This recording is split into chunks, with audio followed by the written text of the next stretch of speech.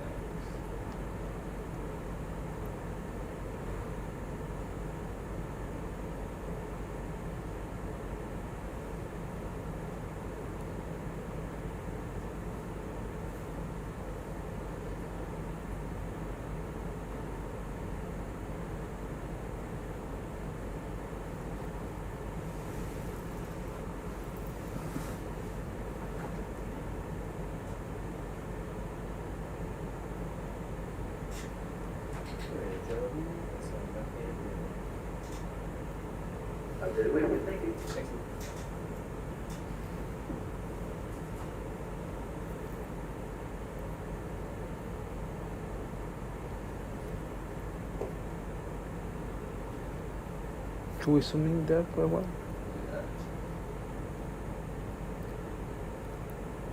And then this group of rocks. Thank you. Durante la transmisión de este día, también nuestro colega Nick mencionaba acerca de la descripción de especies y cómo se hace para poder trabajar en este ámbito. Y destacaba lo difícil que obviamente que resulta poder identificar una especie solamente por mirarla.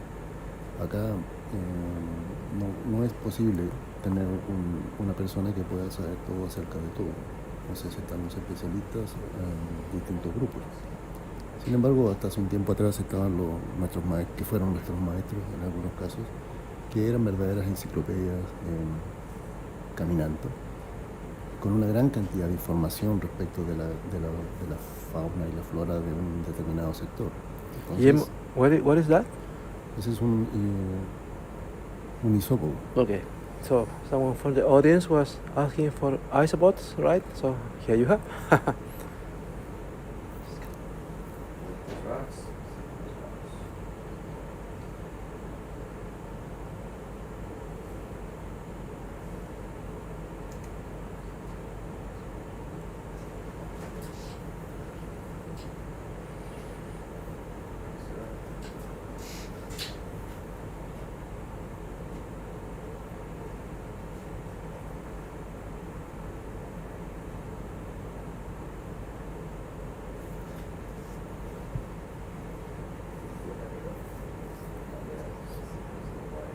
Yeah, let's keep going. Yeah. Thank you.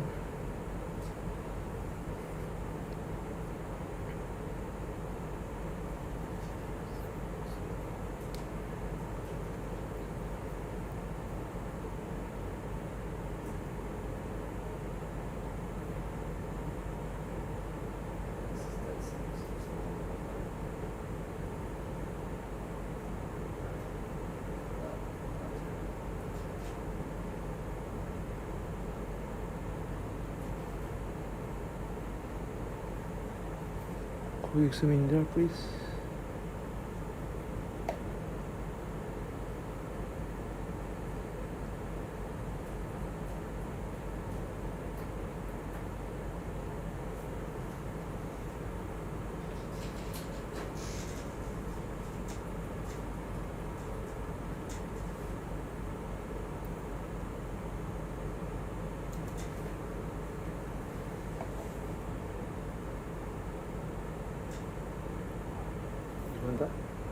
Guillermo, Mm. you want to collect that? Please. Yeah, let's collect that guy. And again, jar number 2 because of the part of the two guys. What is that just below? Above? What is this? Un pequeño gastrópodo que ya está roto, está muerto. And this one? Un poco más arriba pareciera ser un brachiopod. Okay, let's collect if we can both two. Jar number. Which jar? Yes.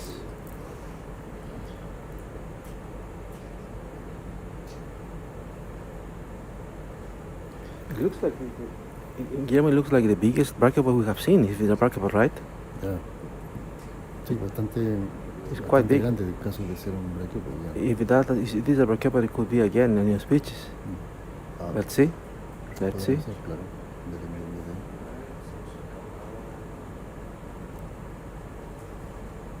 There goes the white guy. Good.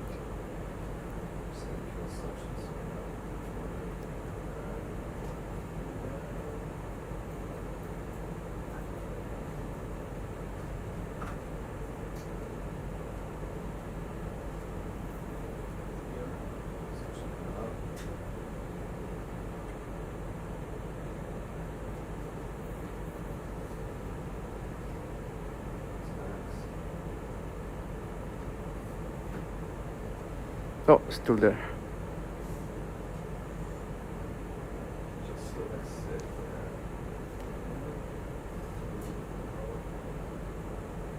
It's the brachiopod or kind of scallop, Guillermo. Ah, ok. There it goes. Thank you.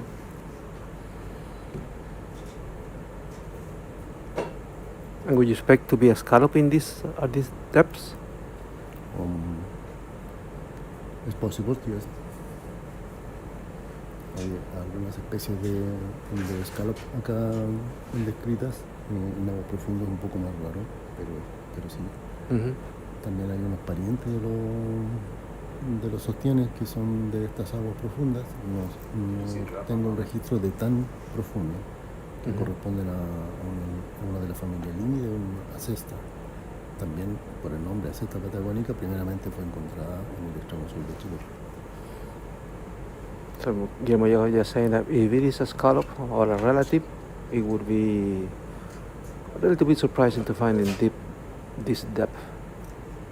Yeah, can you answer that question to Lisa, Guillermo, please?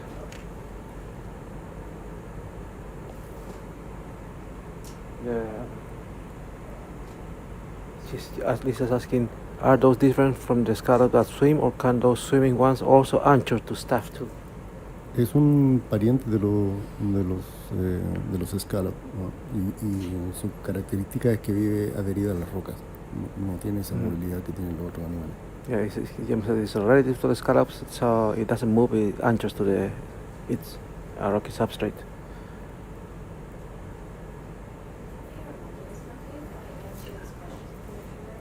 Of course.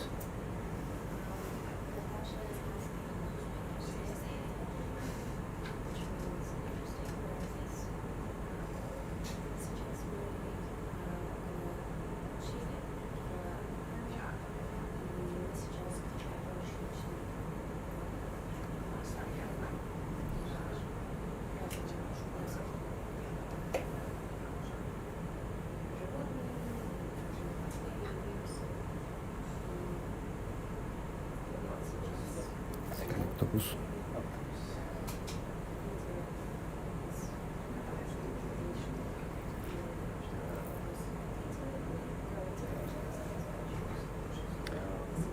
There we see a beautiful octopi hiding behind a rock. We are going to take a picture of it only. Along what is the red thing above, Guillermo? Fioro. Uno fioro. I feel it. Yes. Isn't that nice picture, huh?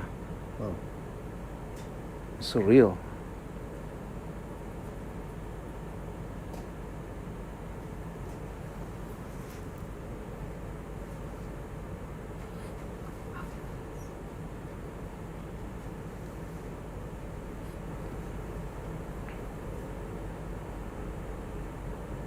Nice.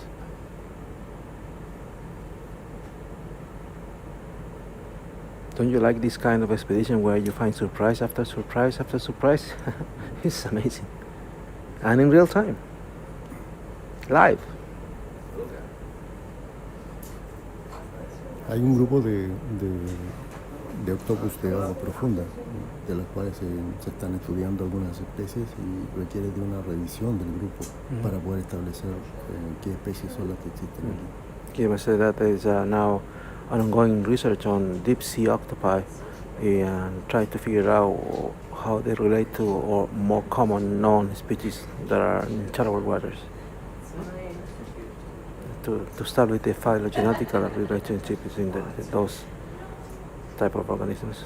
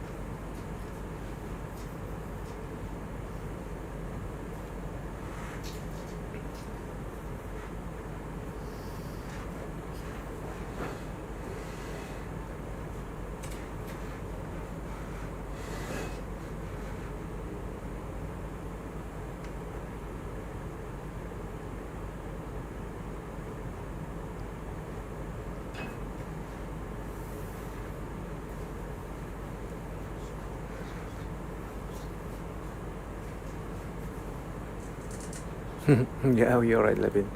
This time you have all many hours. So we can count from 1 to 20 tentacles in an octopi.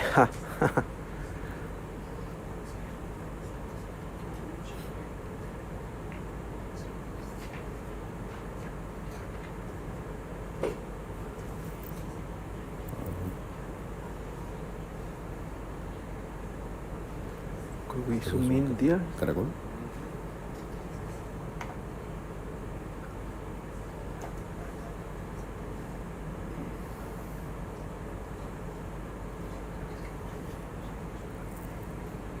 Let's collect that one also in jar number 2, please, with the suction sampler.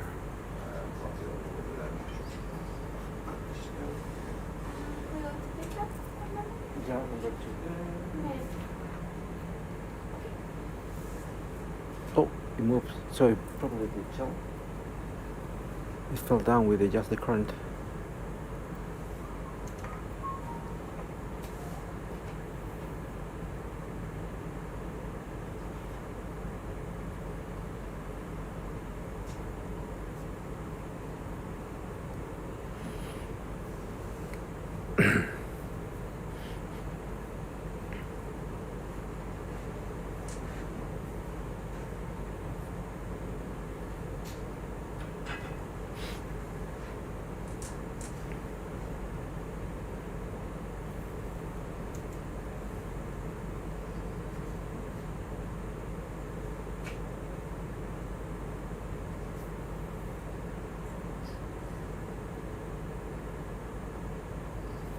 Yeah, at this point, a big nogoid with tentacle dog would be a real funny, huh?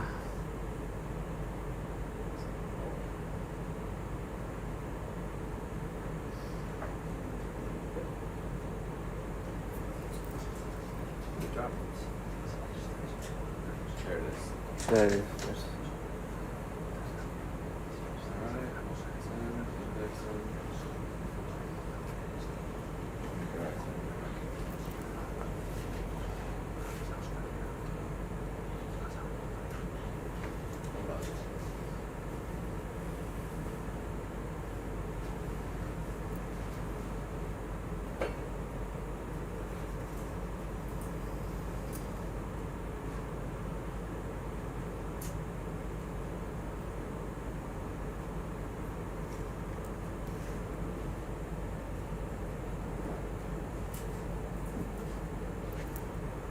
Could we zoom in on that one guy? That guy, please. Seems it is a big chiton, huh?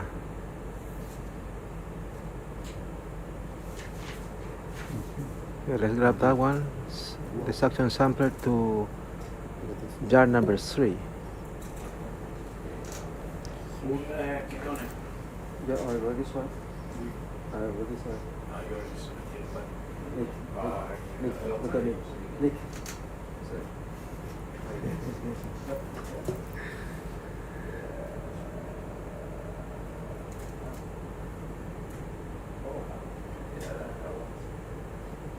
I think that the biggest one we have seen up till now, right, Guillermo? Sí, It's a big one. Little big guy. And then if we could zoom in here later after that guy. Oh yeah. We have two brachiopods there, right? Suction owl. Number 2 again? Number 3 in this number case. three, sorry. Yes, let's go with number 3 for this and the what follows.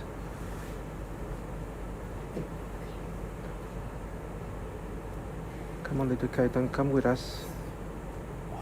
Excellent.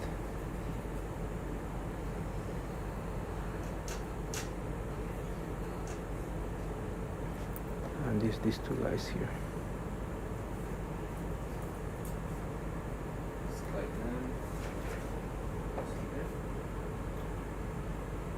What is that, Nick?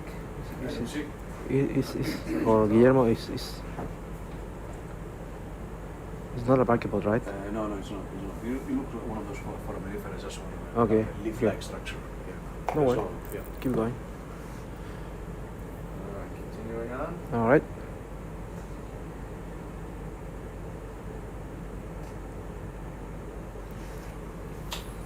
Maybe we can inspect this way and this way. Sure. It's 1 o'clock, so I'm gonna clean my cylinders. Just to look around.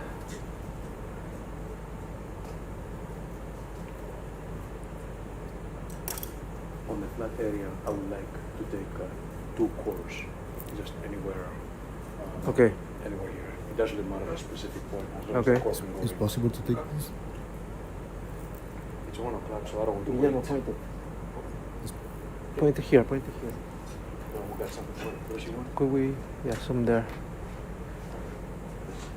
This is a starfish. This is a the ophiorid. Which one? ¿Qué wants the ophiorid? Oh, I tiene Down below. 2. Okay, Here. there's 1, 2. Okay, I'm seeing. Yeah, we're going to settle down there. Don't worry. Alright, coming down. Unknown.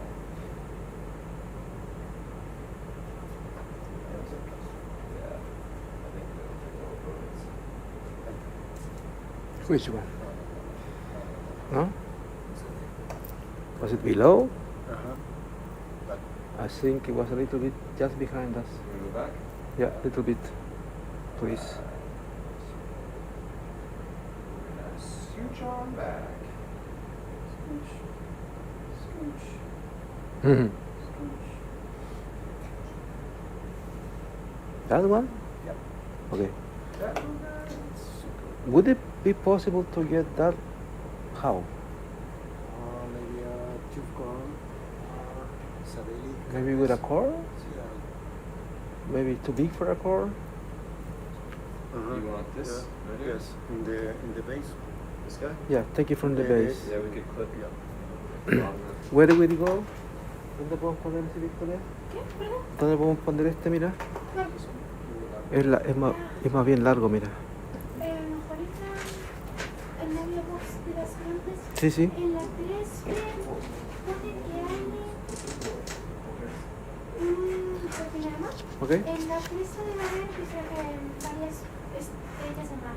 Y en la, o sea, en la A hay estrellas de mar y en la B un papiloma de mar. Entonces, let's put it in 3B, please. 3D? Yes. Muy bien, ok. What's the Big guy. Right back there. Okay.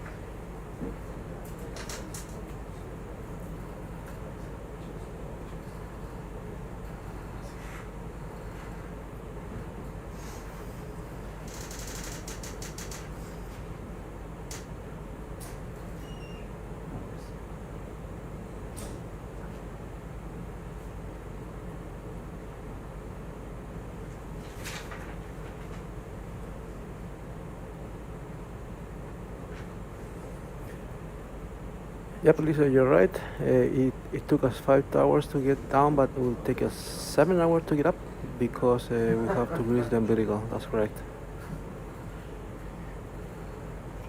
Which will give us a little break for all of us that have been all these hours here to have a rest and then be ready for the ROV when it gets up the ship and then collect all the beautiful samples you have been collecting this day.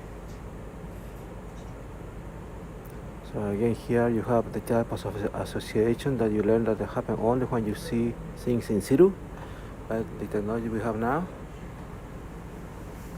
So we have here the 2 for the price of 1, right? Yeah.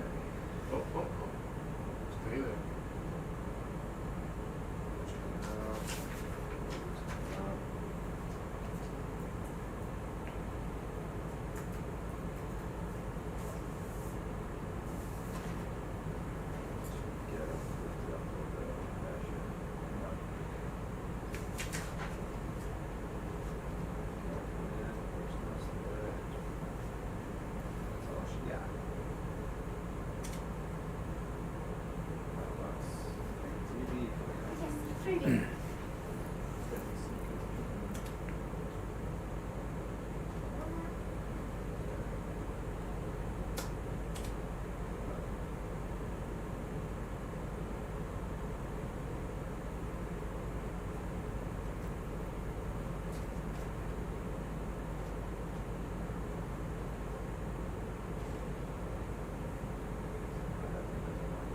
There you can see the big guy there, sea cucumber. That looks, someone commented that just looks like a sand worm of the planet Dune, also known as Arrakis.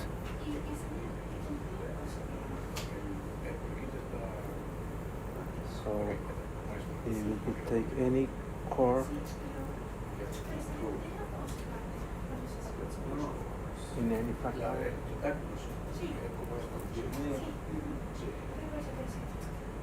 ¿Qué core tenemos disponible?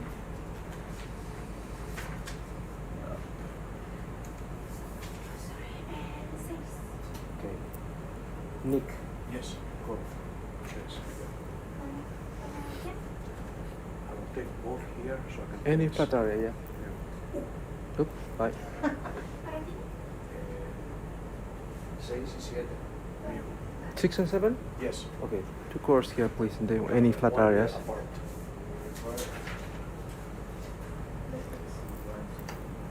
There it is. Nick, would you like one of your core having this guy here? Absolutely.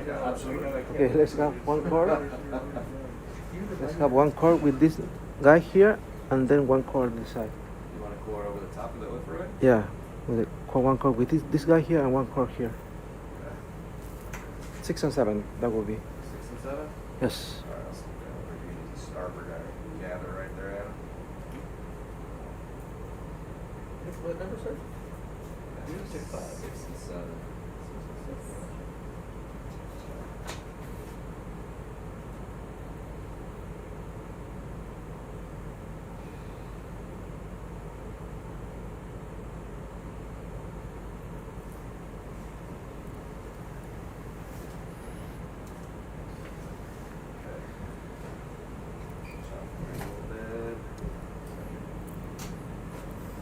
Yeah, hello, this is Nick back after a short break. We have 2 hours to go. At 3 o'clock sharp, we'll start the ascent. And at this point I have requested push course for my project. I will be working on the upper 5 centimeters where I expect to find most of the animals. The reason for that slice of sediment and for the upper 5 centimeters is that the oxygen levels are really going down after the first few centimeters, and the animals that I'm looking for, they just can't stand low oxygen conditions. If somebody goes deeper than 5 centimeters, they may find some occasional nematodes or oligochaetes that can deal with very low oxygen levels. But free-living crustaceans, other arthropods, the majority of nematodes, certainly flatworms, and other minor phyla, they're going to be fine in the upper levels. So here we're actually getting 3 species for one, huh? Could you describe them, Nick? You have 3 species there. Oh, beautiful. Nice polychaete, Anophiurid, just wrapped around, and probably 100 species of myofauna in a core. But there's something else in the sediment at the base of the polychaete, right? Another Aphiurid, yes. Okay, right. so there are 2 specimens of Aphiurids. That's great. I guess you cannot get as lucky as this, huh? That's going to be the new phylum in metazoans. Remember, the last 3 phyla of animals have been described for the last 30 years, and they're all, I think they're all less than 200 or 250 microns. Huh. And the same person has described all 3 of them. Christensen, I think he's from the University of Copenhagen.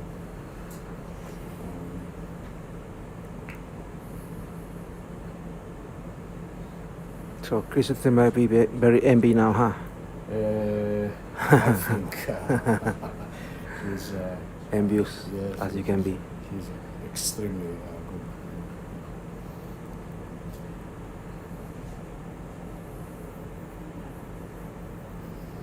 There. And again, just let me comment on the dexterity this guy has to have with this big, chunky iron hands in order to do what you are watching here.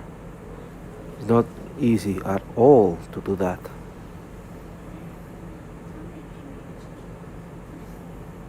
Far enough? Yes, I guess so. Excuse me. Not more? As long as it's more than 5 centimeters. So if you give me up to 10, I can easily take the slice off. It's much easier to handle it. Yes, thank you. Oh, we have an interesting coming from a neurobiologist. Talking about, I guess where I was going, there was an observation of an inserted octopod that Beautiful. was published. That was, I guess, somebody posted a photo on Facebook, and that seems to be a new record, well, a new tip record. So it could be a new. Okay, that's very interesting. So very undescribed Casper octopod. Yes, I must also say that considering this core now we have now a pretty good damn collection of all types of species. Yep. And a dream zoo for these guys.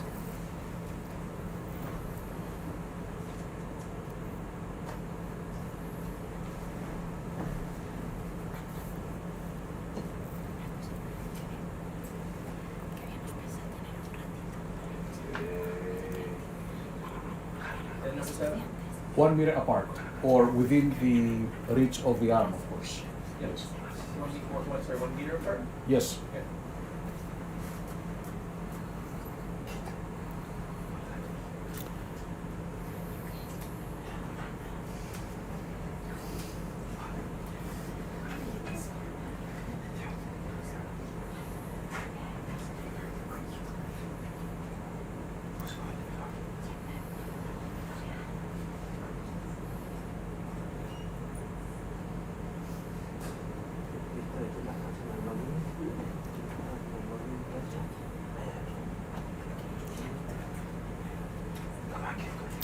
I have a couple projects on octopus, but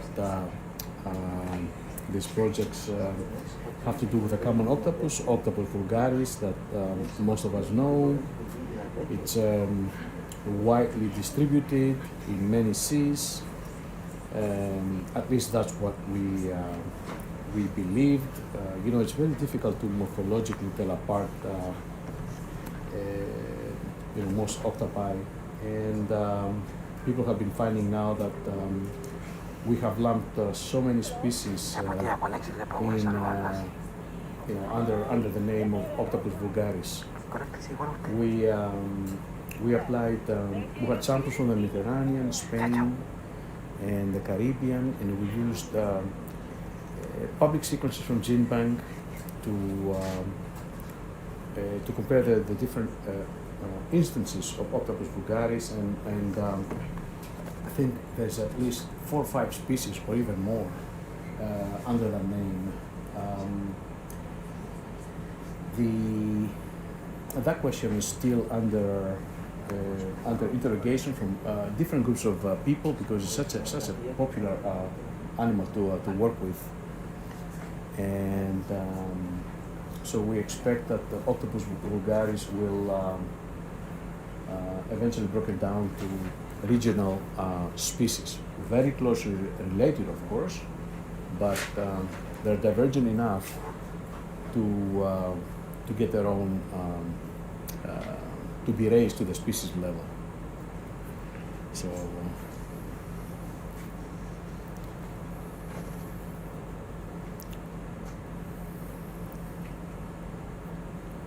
the genome of Octopus vulgaris has been published. Everybody knows that it's a lot of labs have been working with this because of its amazing behavioral aspects. I do not know the latest findings, but I've read reports that octopus, the common octopus, have some memory. You can remember shapes. And if I'm not mistaken, there was a report about the possibility that octopi may be dreaming. So some, and people have been calling also that perhaps we should stop eating octopus, because they're way more intelligent than we originally thought. You guys have a preference? We're gonna put this tape in there. Anywhere. Don't worry about box. Whatever is easier.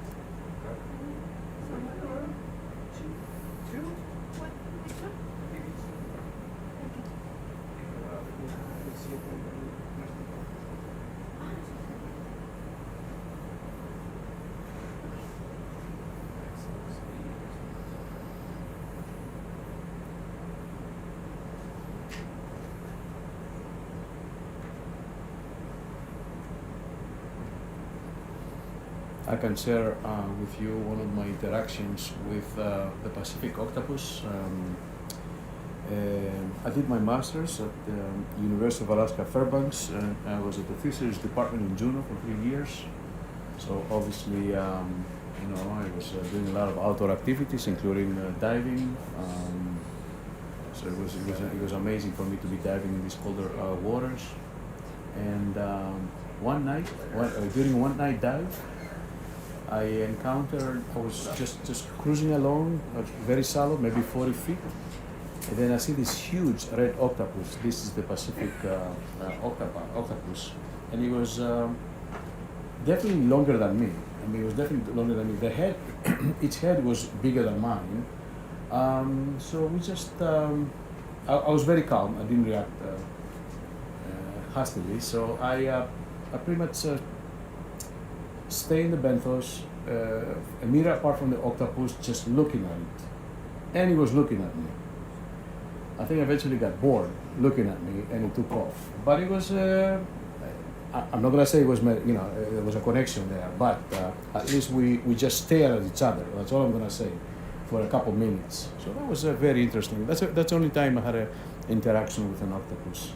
But that octopus was very big, okay? It was something to be a little careful, of course. Nick, will you comment what we're seeing now? Let me see. Cal? No, it's not cal. Excuse me. No, it's Syrian? No? no. It has to be an anemone. It has to be. It's a stocked. You think there is an anemone, so you don't know what it is. Nice. I like that. No, it's a stocked anemone. But is it known or unknown? Oh, I cannot answer that. I don't know. So the thing is, you want to collect it or not?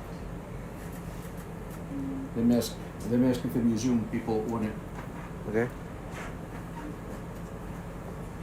Miss Guillermo.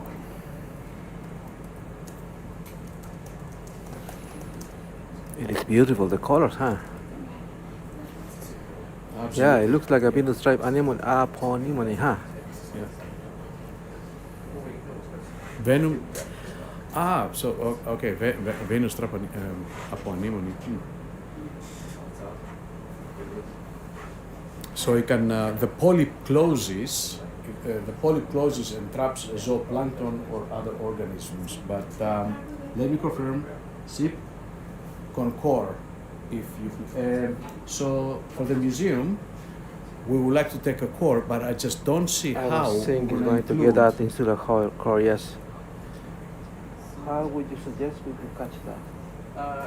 Snip it with the jaw and put it in a biobox. I think there's no way that I can Yeah, in a core. closer to the base as possible, and that's it.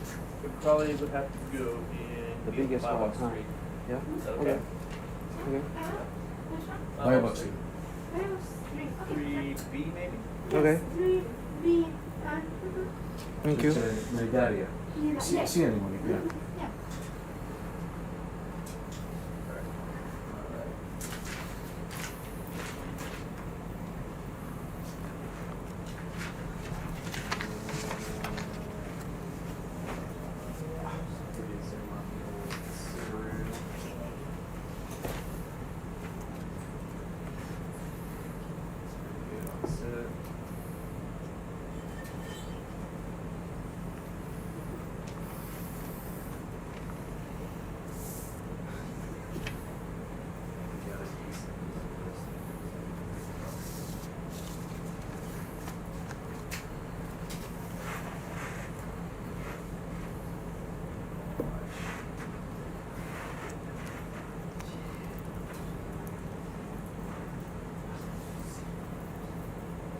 Wow. Beautiful color.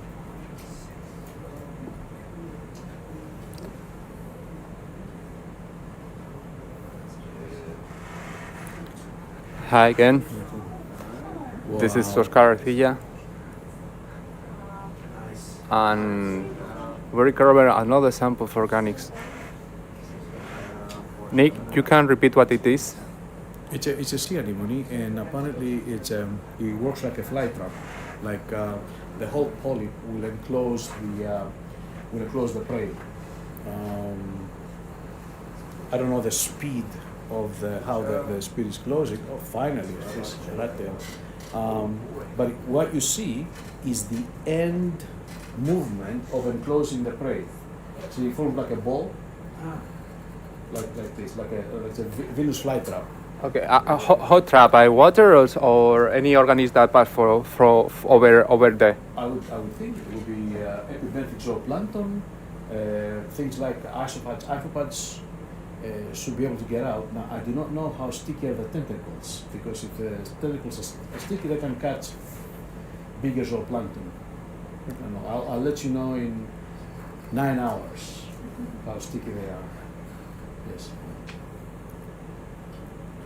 Also, they are Nidaria. That means that they have pneumarocysts. Pneumarocysts are the defensive cell or the offensive cells in the predators, where they can actually paralyze prey. That's a characteristic of Nidaria, the presence of pneumarocysts. It's one of those defining characters of the phylum. Some can be very potent, like the pelagic medusae. When they get you, you really hurt. You get, but some other ones may not be so potent. Just almost no reaction.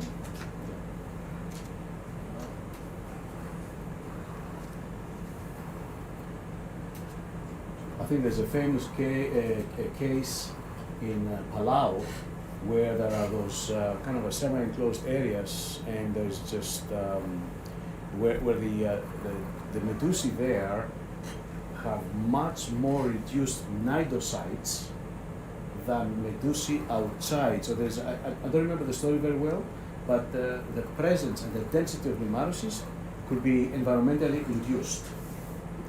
It's like those famous examples in fresh water, in lakes where the famous Daphnia, the little water flea, in the presence of fish, they have very long defensive spines. In the absence of fish, the same species have very reduced spines. And the three-spine sticklebacks. There are some famous examples in evolutionary biology, how fast the prey reacts to the presence of a predator. So, some really cool stuff. Yeah. The war between species. Yes. It's a arm race. Yeah. So here with me is Nick. As you listen it, but also Victoria that is in Silogin. Hello, Victoria. Hi, hello. But three more people here that are Miguel, Katie, and Amber. Hello. Hello. Hello. Victoria, Miguel, Katia, Amber, and myself are students here in the ocean. In this expedition, we are for 3 different countries: U.S., Canada, and Spain. And I thought I can speak for all them, and that we are very happy to be here to work in this expedition, and for the recovery of the amazing samples of the bottom of the ocean in front of the coast of Chile. Let me say one more time how impressive I am with the level and the quality of the students. I have a very busy lab. I have graduated 20 people with either masters and PhD, and I gotta say I would if I had more money, I would aggressively try to recruit any of these people. I mean it. Yeah, guys, why not? I mean, that's the truth. The feeling's mutual, Nick. You guys aggressively try to recruit me.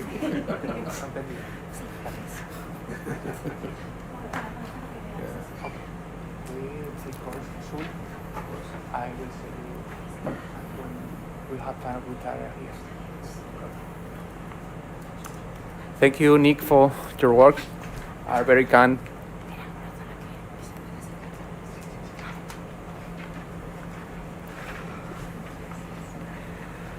So I don't know if every one of you want to present for the audience. It will be great if you like it to do it.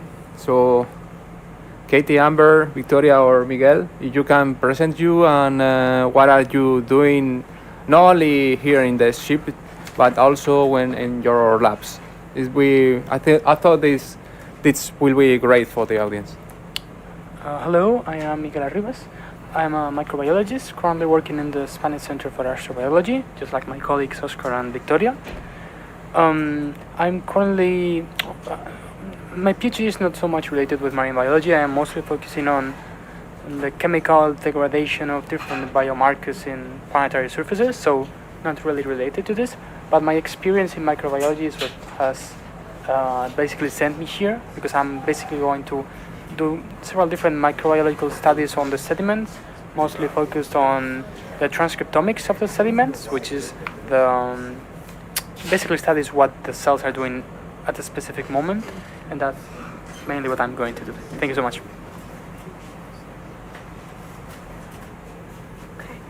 Hello, I am Katie, or Caitlin Hubrick. I study underneath Dr. Drew, for those of you who've talked to the other dive leads. I just graduated a month ago with my bachelor's in astrobiology, and I have begun my master's degree in ecology at the Florida Institute of Technology. My work off the ship is primarily focused on sustainable space-based agriculture and exploration. My undergraduate work was completely centered around turning the surface rock on Mars into more of a soil-like substrate so we can reliably feed our astronauts without worrying about resupply missions. It's a little different from what I do here on the ship. On the ship, I am part of the biosignature team. What that means is I am responsible for searching for chemical signatures, chemical markers that come from our fun little microbial friends. To do this, I have filtered up near 250 liters of seawater in the last week. That's why I've not been in this room very much. What I'm doing is running the water through different size filters to catch bacteria, fungi, and large viruses, and then running the water again through an additional filter called solid phase extraction in hopes of catching organic molecules. And I will be taking all of this back to my home lab, Dr. Drew Palmer's lab at the Florida Institute of Technology, and we will be evaluating, and our hopes are we find either a new chemical signature and then we can tie it back to what microbe is making it and exactly how it's making it. And I'm also going to try to culture microbes. That was a lot, but thank you guys for listening. I'm going to pass it off to Amber. Hello everyone, my name is Amber Wu. I'm an incoming PhD student at Pennsylvania State University for a dual title PhD in chemistry and astrobiology. So I will be studying coacervate droplets as a primitive form of cell membrane formation. So these are type of liquid-liquid phase separation. If you think about oil in water, so they're both liquid, but there's a boundary, which we think it'll keep RNA, DNA, and essential life molecules within that to allow further chemical reactions. For my undergrad, I actually did biophysics and biochemistry. My thesis project is computational chemistry on these coacervate droplets. So I'm transitioning from a computational background to a more experimental ones. I have worked in experimental labs before, working on extremophiles. So archaeas from Yellowstone National Park that grows at 75 to 80 degrees Celsius, which is really high temperature. So we're studying how they adapt to the environment and what each part of the cell does, the function of them. So on this expedition, I'm doing work similar to Katie. I'm filtering a lot of water and processing the push core samples that you guys are seeing them doing right now. So when they surface up, my job is to section in, well, Victoria and Oscar also help sectioning into 3 centimeter segments. So I process them, storage them, and so that'll preserve the biomolecules we need for future analysis in the lab. So I'll pass the mic to Victoria.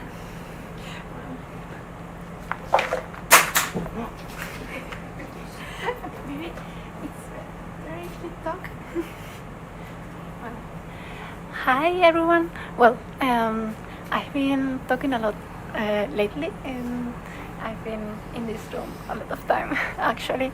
And yes, I'm helping, as Amber said, like processing the samples that get to the surface.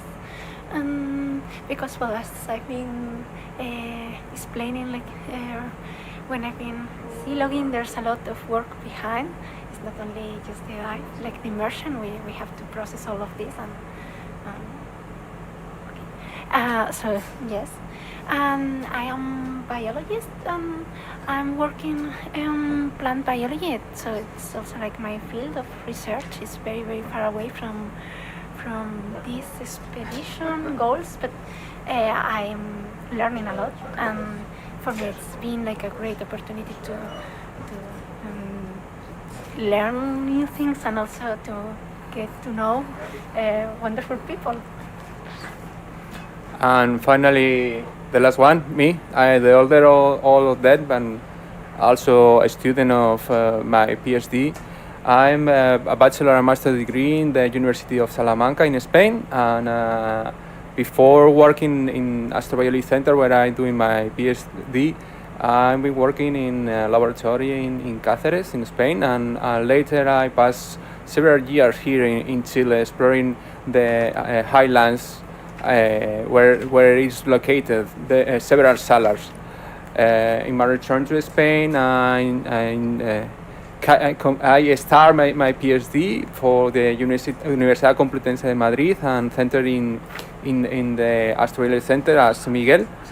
And my main objective in my PhD is to obtain the electric properties of different ices and samples with salts and volatiles to determine, as I say, the electric properties of this material. The idea to have this information is to the exploration of icy moons in the solar system and to the technology of radar to find the different structures inside these icy moons, and also to try to recognize the presence of the global oceans or even the reservoirs of water inside the crust. My work here in the expedition is centered in the geology of all the aspects, mainly to recover the cores and to describe that, but also with my colleagues here, mainly Antonio Molina and Javier Sanchez, to try to recognize different features and structures with bathymetry and other data that is recovery for the seed, to try to find the methane seed that we finally find 2 days ago. So I don't know if one of the students want to say something else or have to explain something very special here in the ship, or I don't know. You are free to talk. Well, that's not a student. That's Nick again. no, what I was gonna say is that I'm glad I have a job, because if I had to compete with you guys, I'm telling you, I got a permanent job. So, but oh my. The next I'm generation not is. exaggerating. I mean it. It's not an exaggeration, guys. We can say that we are a better evolution.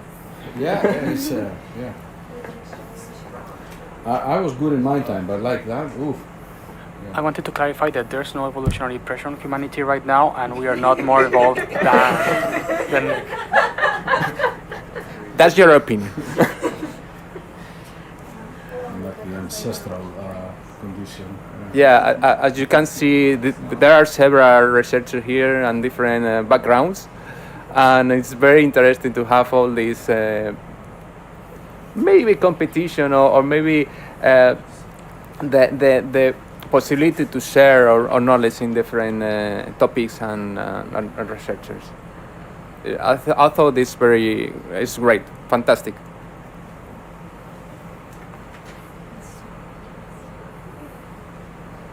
So right now we taking 2 courses here, the number 8 and number 9. The SuBastian has 17 courses, the possibility to take 70 courses. This course, as I said, is processed by myself and also with the help of the rest of the students here. That the researchers need a different slides and treatments for this course. For example, Amber, can you explain what you do with your sample? Because when we take it, we need to slide in 3 centimeter layers, all the core, wherever that hat. So if you can explain what is your job with this course, I thought it's fantastic. Okay. I'm assisting Dr. Lauren Saylor on this, so I think she's preserving the RNA and DNA data in these cores and doing metagenomics with them, and I guess collaborating with all the other teams on the same project, because we're taking cores as replicates similar, like at similar size, close enough, yeah. So the really cool thing is that Drew and my project is complementary to Lauren and Amber's project, which is complementary to Miguel's project. So the evaluation of what we're doing couldn't be possible without the collaboration and the mix of different fields of studies, because I can't do what they do. So the main thing is that Lauren is going to do the first step of this will be a metagenomical study of the sediments, which will tell us the genomes or all the genetic information of all the microorganisms present in there. Then, basically, at the same time, Katie and Drew are going to do an analysis for the metabolites in there, if I understand correctly, and I'm going to do a meta-transcriptomical study. And Katie's studies will basically tell her which molecules are there, what may be of interest, and mine are going to tell us which enzymes and proteins are actually being expressed that may be related to the production of these metabolites. So this will give us a very good image of what's going on in these sediments. And what are geologists doing, Oscar? Dirty things. Yeah, the geologists, we set the samples for recovery, the extraction of the petrology, and also to do stratigraphic columns of the cores. And the idea to do this is to have a cartography of the surface we recovery, the surface of the track, the SuBastian recovery, and also to have a geological information about the different layers, how deep are the layers, the composition, the mineralogy, and this information I thought that will be very useful for the rest of the researchers here in this expedition to try to compare with the result of 8 samples to I don't know, to find any connection with one kind of mineral or what kind of form of rain or something like that. And also the samples that we recover for the course are only for me. The samples are recovered for different groups in the Centro de Astrobiología that, for example, Daniel Carrizo, that is working with different organic molecules to find in these places. And also the idea of this research of this course is to try to use that information as analog of icy moons of the deep oceans. Okay, well, we have been talking about our professional outcomes of this expedition. What did you say you get from at the personal level from this experience? What am I taking away from the professional experience? Yes. Well, for me, like I mentioned, I primarily study Mars, and you guys probably know there's no oceans on Mars currently, so this has been a really great learning experience. I'm sure I've annoyed Nick a little bit. Every time we're sitting down eating and something new pops on the screen, I'm like, what is that? Please tell me, what is that? What does it do? Why does it look like that? And so for me, it's been really exciting to have professionals that do things different from me, and they have the patience and the kindness to explain it to us in a way that makes sense. And so as corny as it sounds, I think the treasure we found were the friends along the way. Oh, nice. Beautiful. Any of the students? So I'm gonna answer one of the chat questions first. Are any of the students on this expedition aspiring to be an astronaut? Yes, there actually is. Actually, I have already, this is Katie speaking, I have already done a 2-week analog astronaut mission in Utah. I am actually an aspiring astronaut. Currently, I'm focusing more on my studies, but my end goal would certainly be to set foot on the moon, or who knows, maybe one day Mars. Wow. But also I can add something about that question. The present here in this expedition is very similar to past time in the ISS, because we are isolated of the rest of the world, maybe. But I thought when the ESA do its new acclaimment for new astronauts, one of the main characteristics for being an astronaut is to pass time in isolated places like ocean expedition, Antarctica, or other places around the world. So maybe if one of us want to be an astronaut in the future, past time here in this expedition is a good point. Maybe I can also say my part as an European who will not aspire to be an NASA astronaut. There were last calls for astronauts by the European Space Agency were like a couple of years ago, right?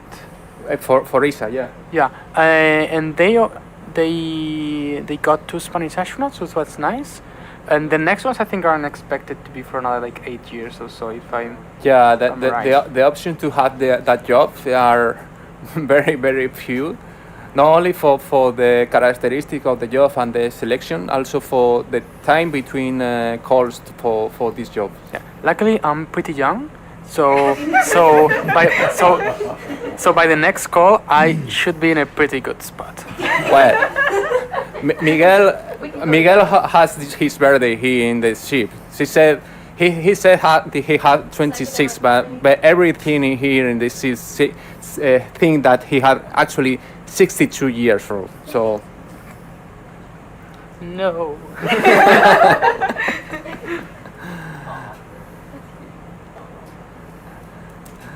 Yes, for example, here in our center, in Centro de Zoología, was a aspirant that had passed the first step in the journey to be an astronaut, but unfortunately Jorge Pla, that is the name of this guy, don't pass any step. But only the experience to be selected for pass the first step is, I thought it's a great opportunity.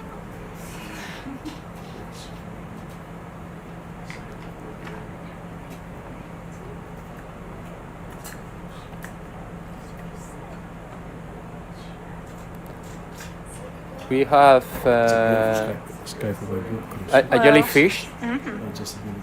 Nick, Yeah, that's a jellyfish or something like that? No, of course it is, yes. But we have some really good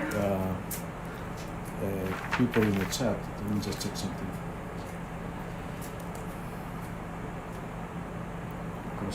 Okay, so this is apparently this is a well-seen medusa. It has this kind of psychedelic medusa. Well, all right, I can see that. Yes, the name is the scientific name is Crossota milsi. It's a hydrozoan. I kind of figured that out. I gotta say, yeah. It's a hydrozoan. Now, this is not a regular medusa we see, the skyphone medusa, like the jellyfish we see in the Mediterranean. Okay, so these are hydrozoan. So, for example, this species is more related to the siphonophores than is related to the regular jellyfish that we call. Okay, so that's a hydromedusa.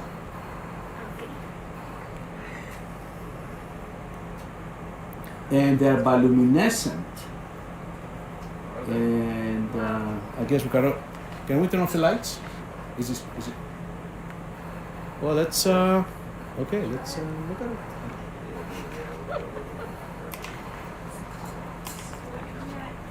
We are turning off the lights.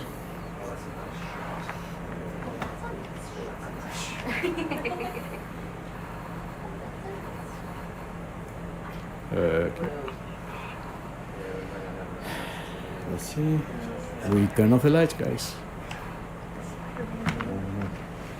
Well, it probably has to be disturbed a little bit, but I would like to do that. Usually, sometimes. Give us a little love tap. Yeah, I don't know. Beautiful. Wow. So that's how we start the species.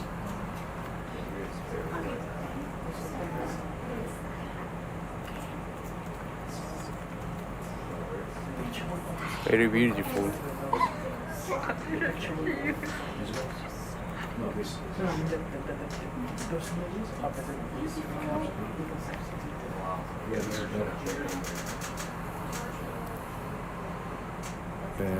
All jellyfish, regardless if they're hydromedusae or scyphomedusae, are predators. So the tentacles are full of nematocysts, and it's wow, it has iridescence. Oh, he did not like that. No. She said, no paparazzi, please.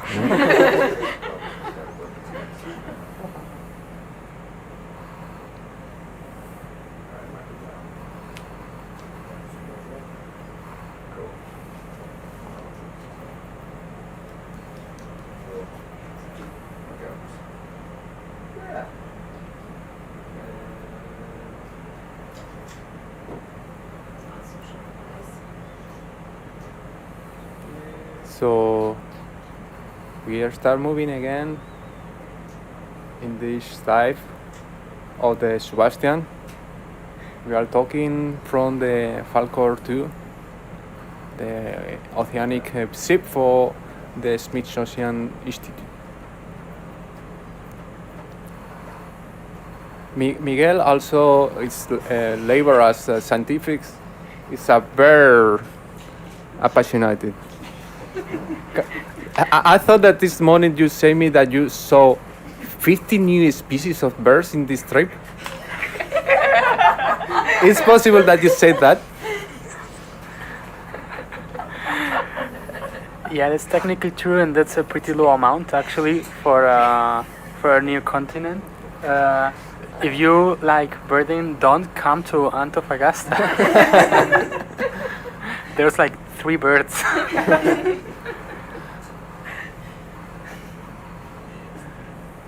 Yeah, but here in the sea we can saw albatross. And I thought it's very beautiful. Yeah, the seabirds are cool. The shorebirds are not. Wow. Actually, Miguel saved a bird the other day that got confused on the ship, and he picked it up with gloves. And also, there's someone on the crew, Sophia, also does that a lot too. But I watched Miguel the other day save a little baby bird and get it back to the sea. I deserve no praise. Other people are doing a much better work doing so. All right. Wow.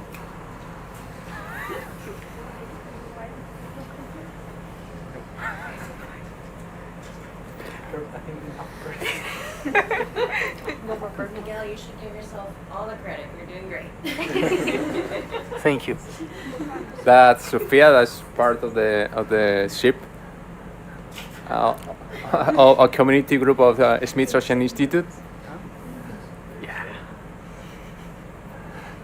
So one question, Miguel. Albatross is only here in the South Hemisphere, right? The good answer is yes. But some of them can get to the northern hemisphere if they get confused with their going long. Actually, in the coast of Spain, it's not common at all. But a couple of times a year, we can see. A couple of people may see an albatross, but yeah, albatrosses are mainly species of the southern hemisphere. Mm-hmm. Well, some people here are asking like how hard is to become a marine biologist in Chile. It happens like right now we are not Chilean, so maybe we can ask later. Well, maybe. Do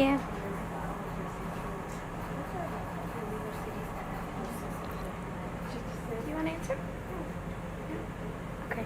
We have someone in the room who's a professor in Chile, and she said that there's tons of universities here that offer degree programs in marine biology, so it shouldn't be too difficult.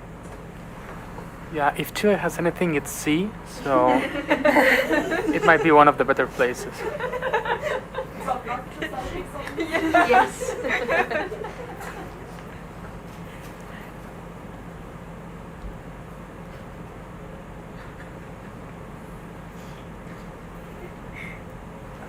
So the time is 1:50. We have a little more than an hour to go before we terminate the collection activities, and then we have a long way up. Several hours in addition to some maintenance work on the cable. So the plan for the day is about 3 o'clock. We'll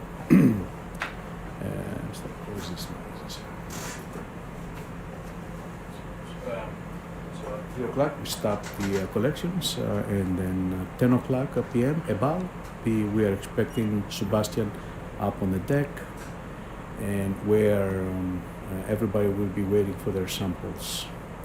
Usually, after Sebastian comes on deck, within I would say within 2 hours, everything has been secured, collected.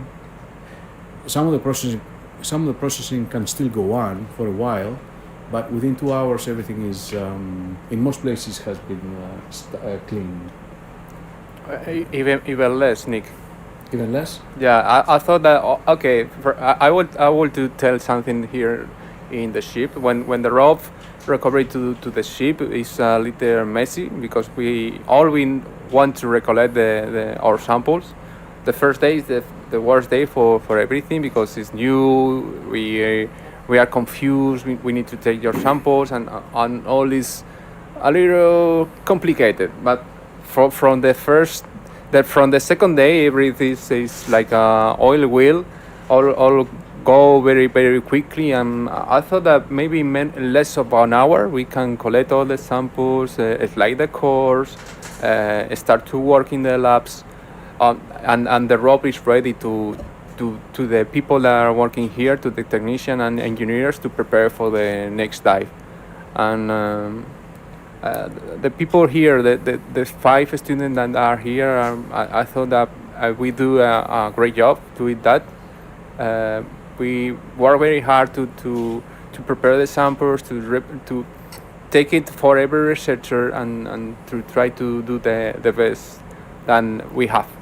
So Nick thank us the work that we do, and also in my name I do it with these guys and all the ones that are not here in this control room. So thank you very much for your work, and I thought that this experience will be great for you in the future.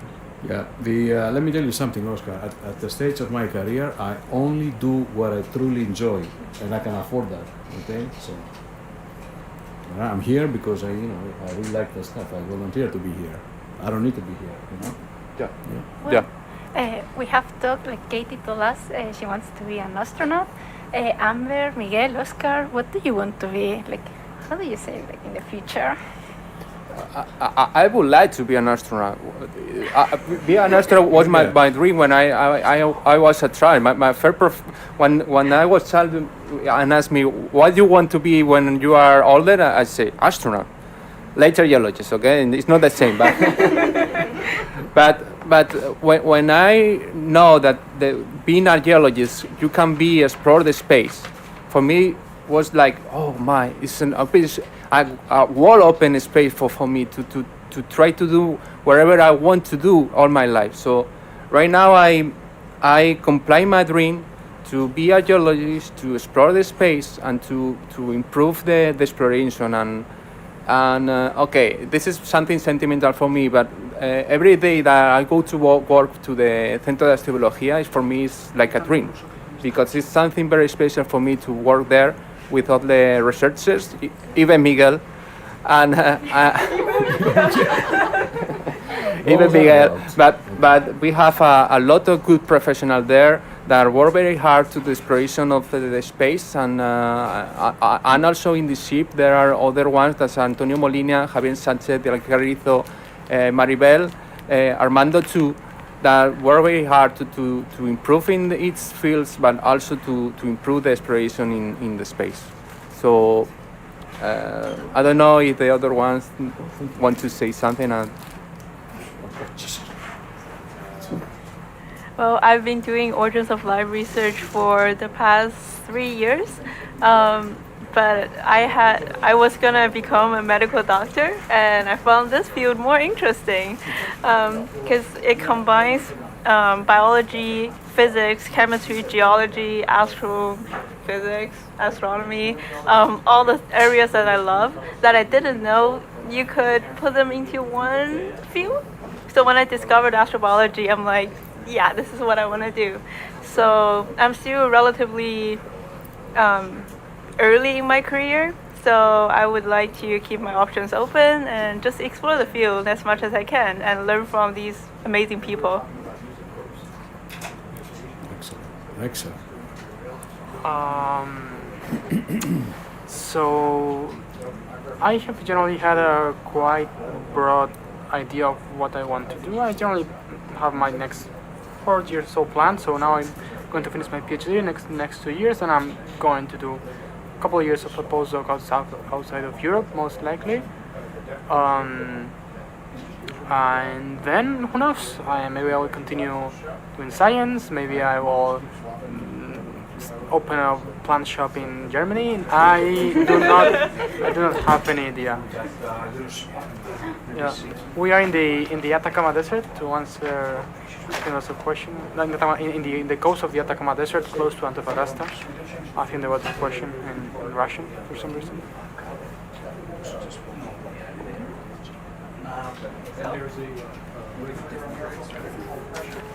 So, if I can do an advice for people that are listeners to be an astronaut, I thought that the best idea, okay, you don't need to do any science field. It's improving that you have a science field to when you study to be an astronaut. But I'm also an engineer or doctor.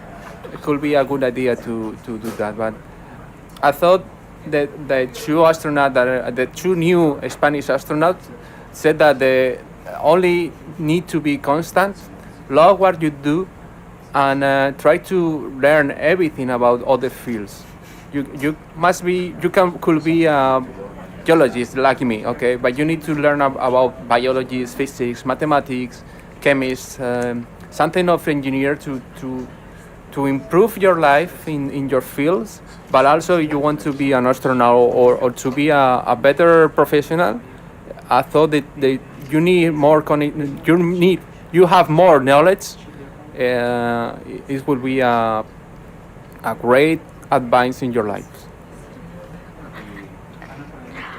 I'm going to answer 2 different questions in the chat. First, for those of you who were here yesterday, I promised I would tell you how the sediment from the bottom of the seep smelled. It smelled almost the same as all the other ones. It smelled a little more, sulfury almost than the other ones. But it was definitely smelled like something was there. So I'm really hopeful. To answer another question, someone asked what exactly astrobiology is. So, seeing as I just got my degree in astrobiology, NASA defines astrobiology as the search for the origins of life here on our planet, the study of the expansion of life off of our planet, and the study of the possibility of life elsewhere. And so it's a pretty broad field, but those are the 3 main topics it kind of likes to cover. And I think maybe Miguel had something to add about the sediment? Yeah, she was saying that that the sediments smelled like Protonex, which is generally a smell associated to sulfides, to reduce sulfur compounds. Our main theory is that these sediments are close to the. If you were there 2 days ago, the sediments close to the methane seeps were blackish in nature, and when I saw that, me and a partner as well mentioned that those looked like the presence of sulfides. Those can be generated by sulfate-reducing bacteria, which use sulfates as the final donors of the electrons in their electron transport chain. But that can only be done in the absence of oxygen, because oxygen is a significantly more attractive compound for donating electrons. Which is why we have the theory that there might be some consortia of sulfate-reducing bacteria would generate the black sulfide compounds and anaerobic methanotrophs, which will be mostly archaea that are feeding off the methane of the seeps and basically closing the whole metabolism. But we will know that as soon as we can analyze the data, as there are several other metabolisms that might be responsible for this. But there is certainly some sulfate reduction going on, which can only be done in the absence. It's mostly done in the absence of oxygen.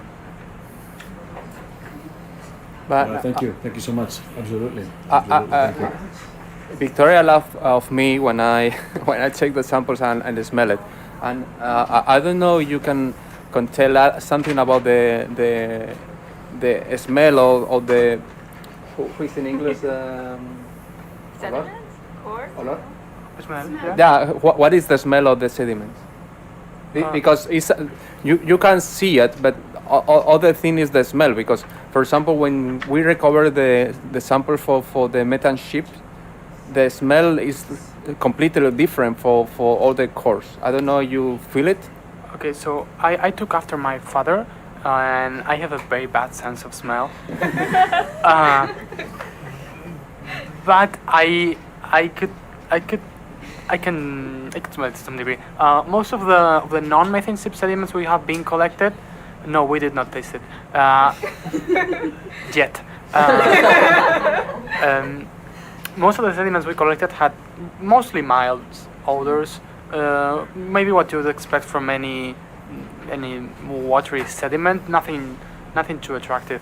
It's true that, as we expected, the sediment from close to the methane sips smell. It's we will report. The sediments close to the methane sips did smell like, many people describe it as rotten eggs. I wouldn't be so rough. I do kind of enjoy the smell. It just smells like sulfides. If you ever smell a chiton. Anyways, if you've ever smelled sulfides in a lab or anywhere, or yeah, you will know what it is. But it does kind of smell like, it does smell like the egg flavor chips that, at least they are a bit more popular in Spain right now. I don't know in the US or other places, but there are like egg flavored chips.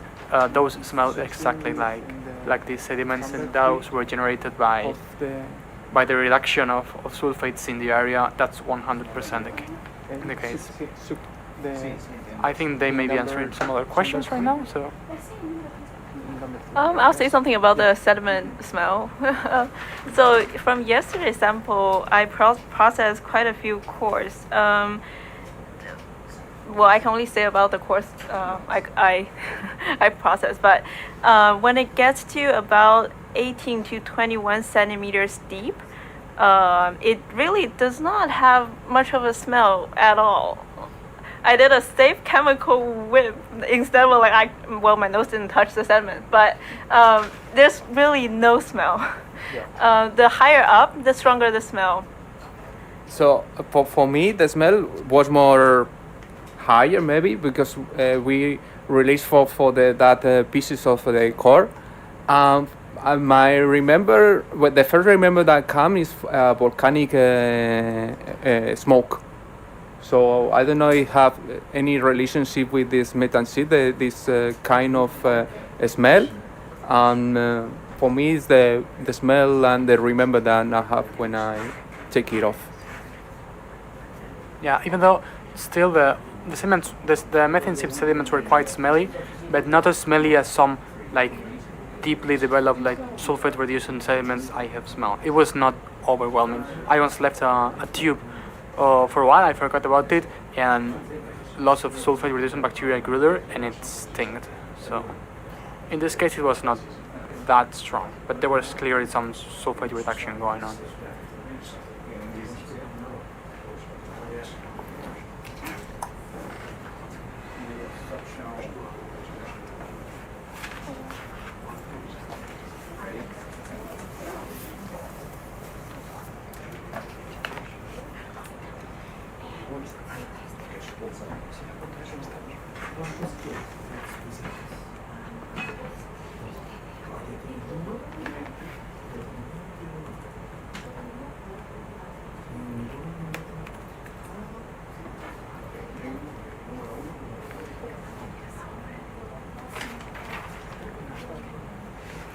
Okay, so to answer a question that was asked a while ago about why we always search for water in other places for astrobiological purposes, the main thing with astrobiology is that it suffers a huge problem, which is that the amount of planets with life that we know as of now is 1. So we have to base our searches on that. There are some people that are actually doing some decent work trying to understand and propose and study different routes of different base metabolisms, and that's really interesting for sure. But for reasonable investments and searching purposes, we need to not assume but presume that life will be not similar but working under similar parameters on Earth. In the case of our life, which is the only one we know, as some people say, it's the universal solvent, and all chemical reactions happen in the presence of water, as it is used both for communication. Hi and everyone. Okay. We are almost today. I'm Apurna Banerjee, and I have been with you all. For anyone at home who's not familiar. Go on, Aparna. Okay. Hi everyone. So I'm Apurna Banerjee, and I have been with you for last 6 days. And today I'm in my last dive stream probably, and I hope you all have enjoyed thoroughly these days. So before we had Oscar in dive stream, and in 1.5 hours from now we will be finishing the deepest point of Atacama Trench. So today we are in the deepest point that ROV SuBastian can reach, 4.5 kilometer. And now we are at 4.47 kilometers of depth almost, and we have 1.5 hours more to have more course and more of the marine animals that we can see. And these days have been really cool. We have been in some zones that were unexplored before, and we know that we have talked a lot about how this area of Atacama Trench has been unexplored before, and all the areas that we are seeing now is something new every day. We have been into the shallower zone. You know that day before yesterday we have encountered methane ship, and the entire crew and the researchers are very happy. And now today we are in the last day of expedition, and we are looking into the deepest point that ROV SuBastian can reach, 4.5 kilometers. So it took almost 5 hours to go deep down, and it will be taking 7 hours to go up with all our samples. And from there starts new possibilities and horizon of research. Can you take a photo here? Number 1.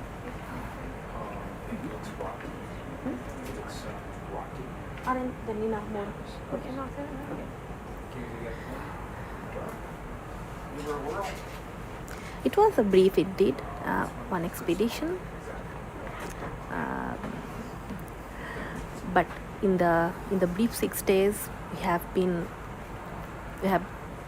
into different regions. We have been to some methane ships yesterday night, and that day of methane ship we were actually 24 hours non-stop. Hi, my husband is again there saying me a hello. This has been 6 days that my husband has been there continuously saying me hello. And I will be soon back to home. So it's an emotional roller coaster ride, and it's amazing to see what we are seeing. All the things that probably I have seen or I have learned, like we can see marine snow in the deep down of ocean. So we are seeing those in front of us is something so special.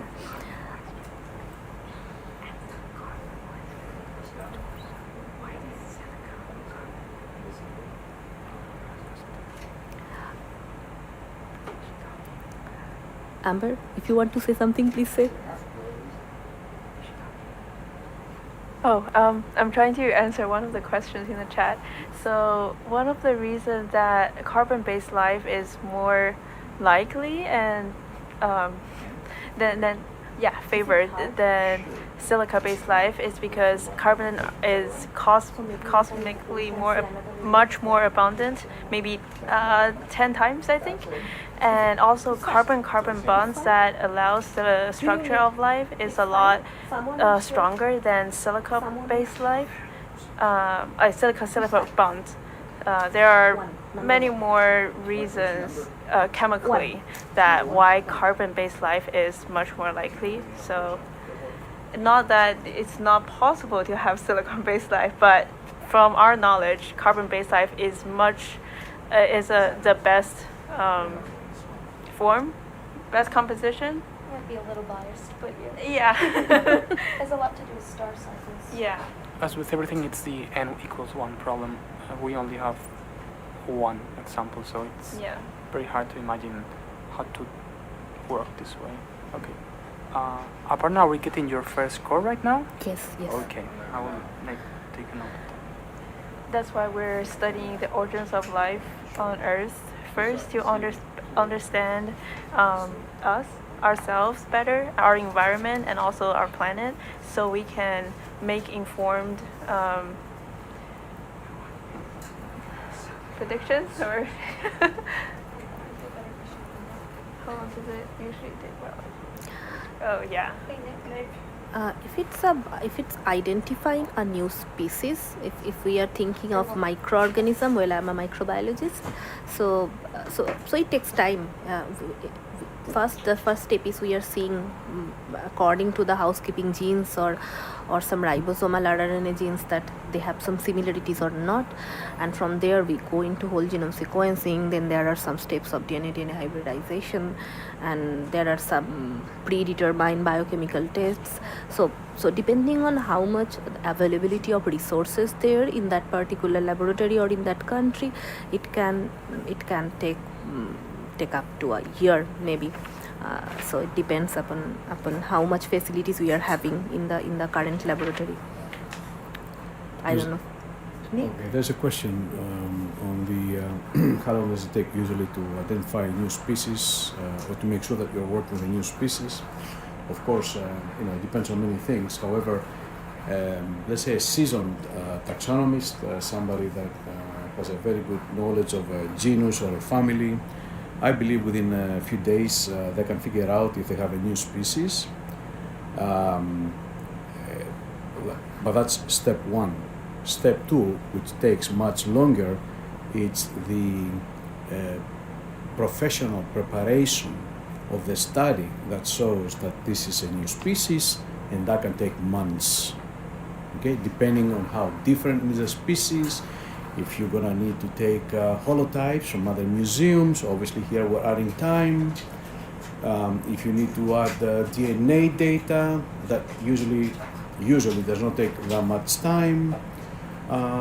But for example, in my good days when I was learning taxonomy and I was much younger, I could completely start from identification of a possible new species to a submission of a manuscript within 2 months.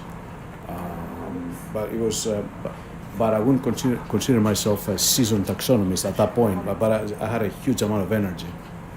So other people, I know some I have from my colleagues.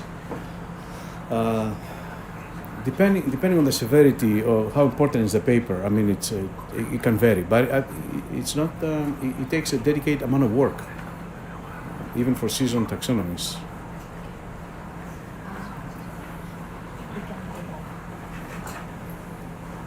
So. Yes, someone is.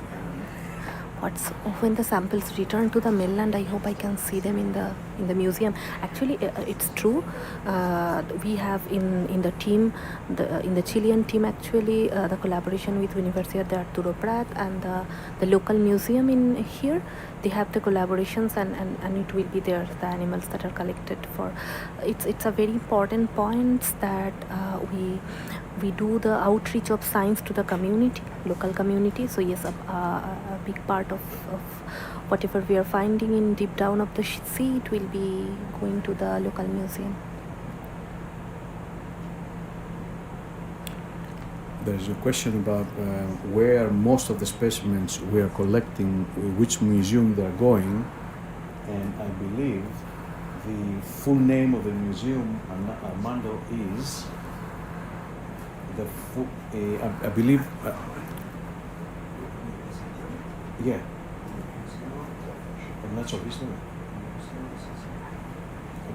We'll post the official name of the museum. The professors that are curating the specimens are currently on break on the ship. We are seeing, Nick, a fish here. Maybe if you can say something, what it can be. Just a minute. The specimens will be curated and displayed at the Museum of Natural History of Chile in Santiago, and they will stay there permanently.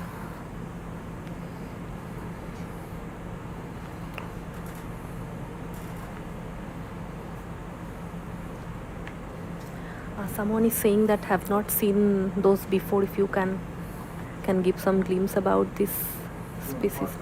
I don't.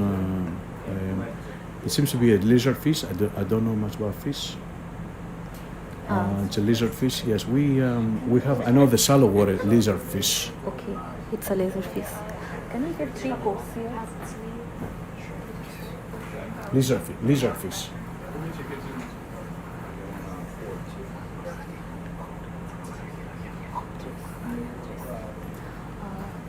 From the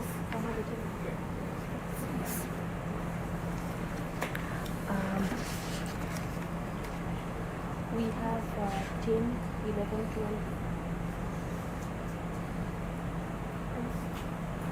11, 12. It looks scarier than the Caribbean lizard fish that I know. You can see it everywhere in the shallow water reefs of the Caribbean. That is a little spookier.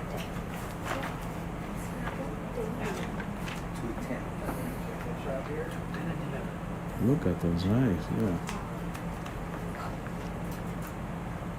I'm wondering if these eyes are, I mean, they gotta be functional. I just don't know to what degree. And it's interesting that you can see through the myotomes. The myotomes are the musculature of the fish. Now that is, wow. So if somebody tells you that this is a detritivore, would you believe that? I'm asking the audience. What can you tell? If I tell you no, this is a detritivore. A beautiful smile. It's indeed a fantastic zoom. The resolution is pretty high of ROV SuBastian. I think it's gonna go away. Would it be possible to try to use the suction on the lizard fish? I think it's gonna be impossible, but just.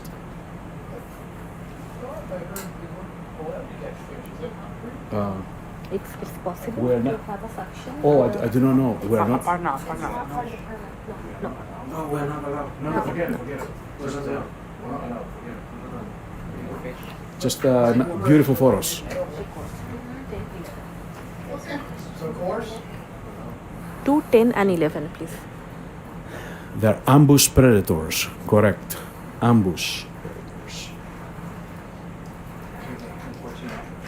Hey Nick, there's a question in the chat. Why are so many deep sea animals translucent or milky? I think you're best equipped to answer that.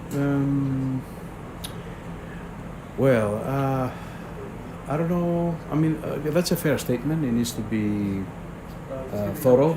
But I keep thinking about the colorful sea cucumbers that we see. There's out of the sea cucumbers, which are the most common species here. There's only one white, not translucent, and everything else is purple, blue, green, red, dark, many other colors. Same thing with the ophiurids. The vast majority have some color. One for geology and one for Nick. Just a minute. We did encounter a white chiton. When I say white, the plates were white, and we collected several specimens. That's another example here. The lizard fish. It looks like you can see through the.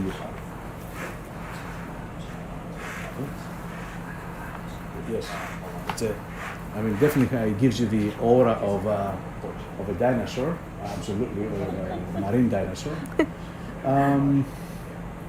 Most of the deep sea specimens, like for example, the shrimps, all the shrimps are red, okay? So I don't know how to quantify or to judge a statement. I'm just telling you examples of fauna we've been encountering that display colors and some that are white, as you mentioned. Let me get more example. Usually, as you go deeper and deeper, you see a lot of red organisms, and it has to do with the disappearance of different wavelengths as you go deeper. Overall, I think the dominant colors are either a little red or a little bluish in the water column, because this type of colors are the best for predator avoidance,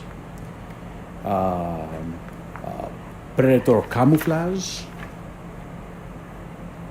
So it's I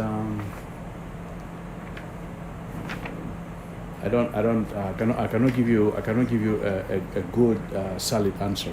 I'm just describing to you observations.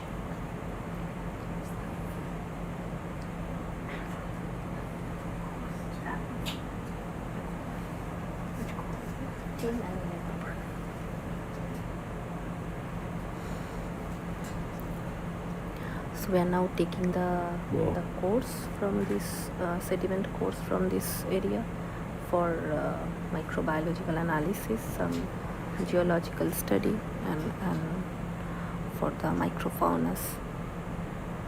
Yeah, some really good biological answers there, given the about the those glass eye, yes. the glass eyes of the lizardfish.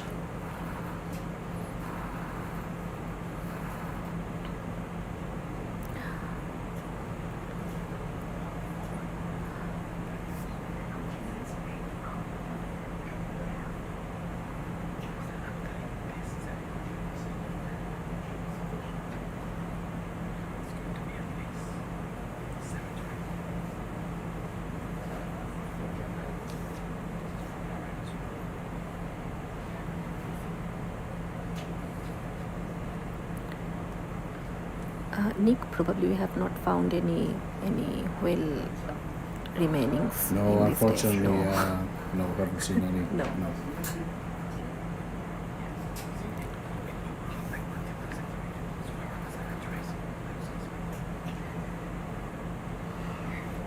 But it's definitely worth noting the old methane ship we found a couple of days ago. So that was a very nice find.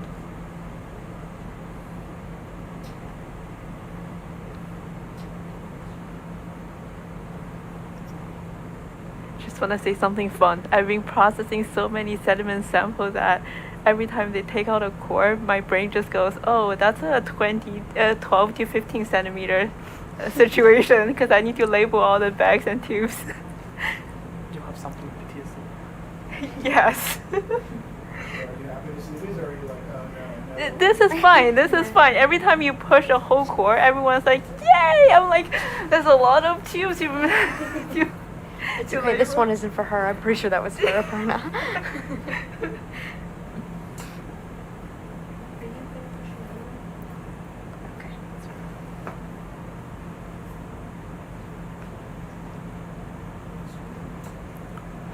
What are we assigning this for, Aparna, Nick, or geology? Yeah, 2 is assigned for microbiology, I know. 10 is for geology, and Okay. 11 for Nick, maybe.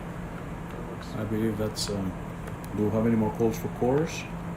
Or otherwise, we're gonna keep Not that I the. know. No, this is the last one, Nick, for you. So And let's then we keep will probing be. Yes, for after the this. next half an hour. Yeah. After this. Yes. Oh, after. Okay. That's all right. Yeah.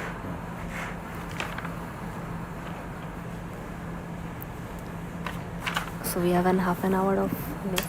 And We saw a couple tripods yesterday. Yeah, that's right, ma'am. But in much shallower depths. the expedition is going to end actually today. So Yeah. we have a dive left, and so for many of us, it's like the last day of the expedition. Last 6 days, we have seen different depth of Pacific Ocean, and mainly the areas that have not been explored before.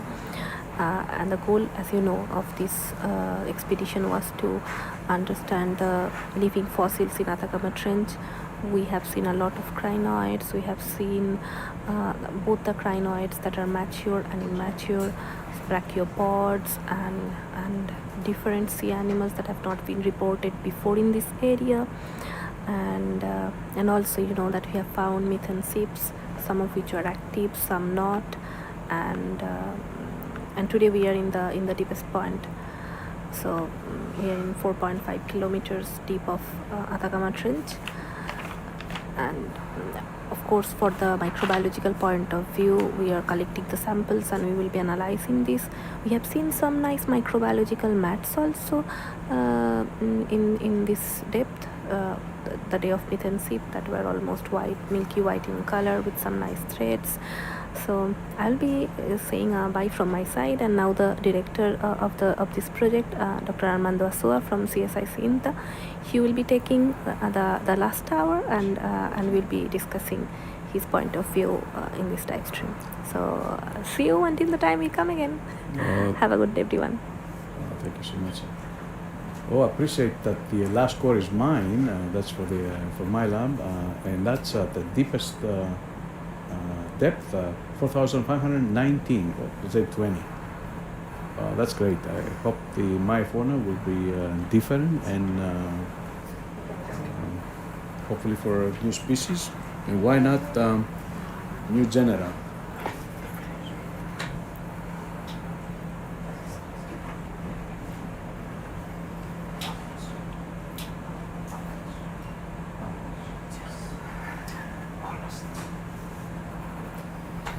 So we're almost ended up today's dive.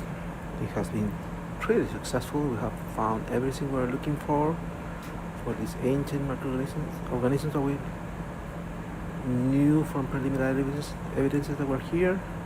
Brachiopods, chitons, crinoids, and a number of fantastic beasts. And in this case, we know where to find them, here in the Atacama Trench in front of the northern part of Chile. We're just going to move a little bit more, maybe 10 or 15 minutes more, collect some bottom water because it's the deepest point we can reach with the current technologies, the ROV, and then we will start our ascent to the ship. As we said before, it will take 7 hours. It would take normally 5 hours, but 7 hours in this case because they need to lubricate the cable, the umbilical, what we call it, of the ROV. And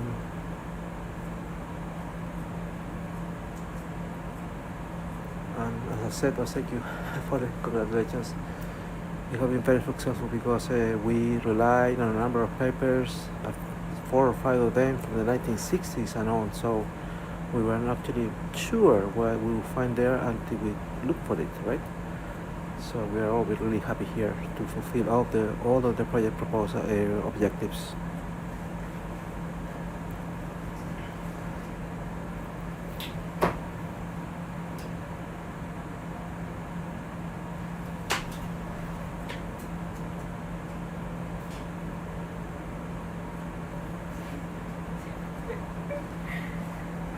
So for the past few moments of this dive, I think the 3 students remaining, Katie, Amber, and I can maybe go over the super cool things we have found, and maybe what we're going to do with the sample we have collected and all that. So Katie, maybe you can tell us what you're going to do.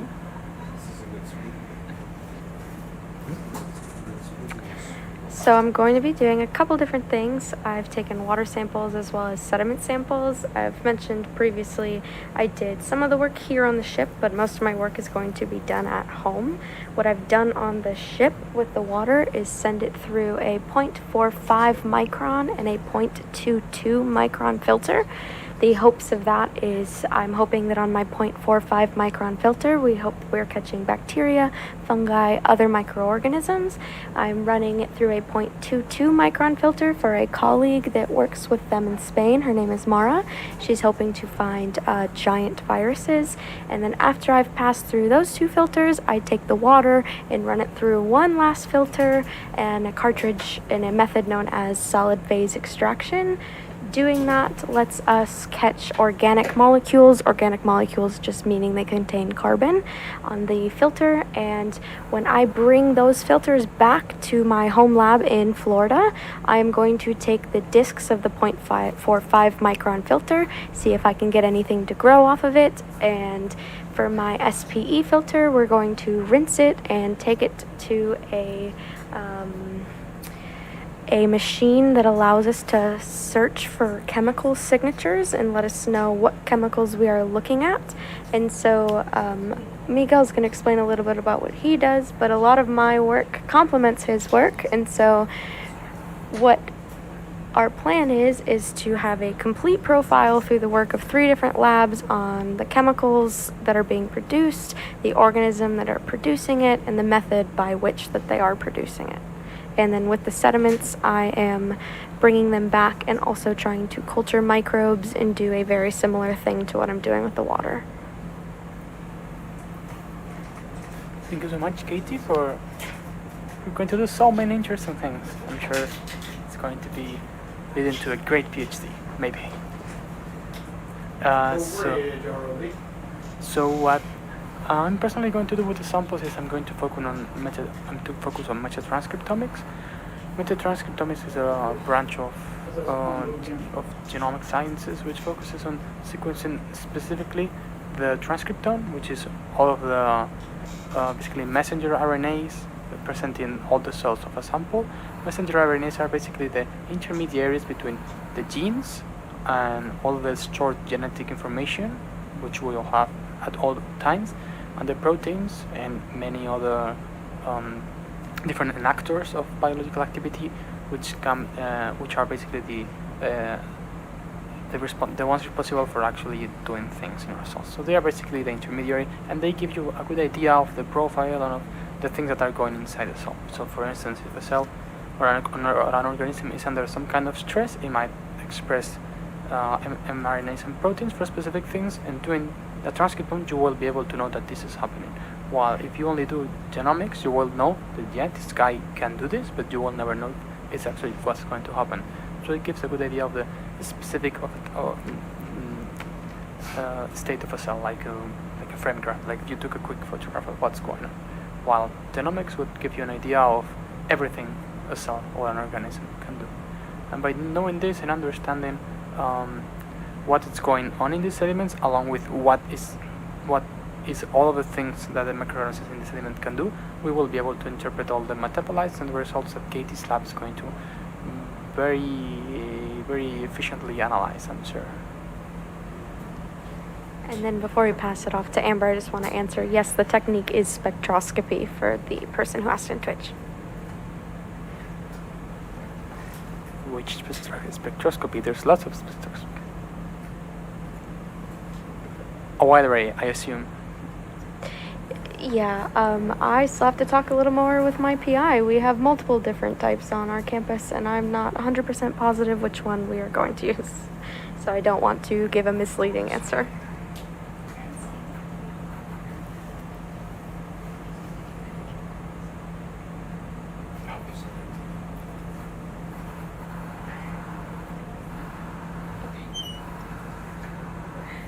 Okay, and for Amber, it's a little bit of a unique situation. She is working with Dr. Lauren on this trip, but she actually does not work in Dr. Lauren's lab. And so she is just working on the collection of the samples, and she will obviously help collaborate on all of the papers we write, but the actual evaluation of those samples are going to be handled by Dr. Lauren herself.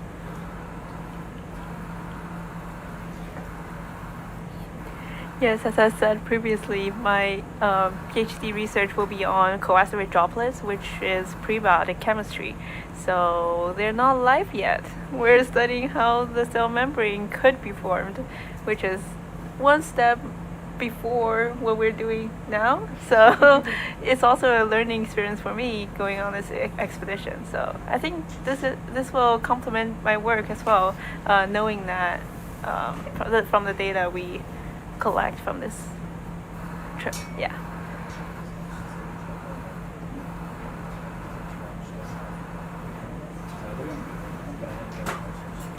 So now we're focusing something that looks like kind of worm, maybe Leptochiton, I don't know.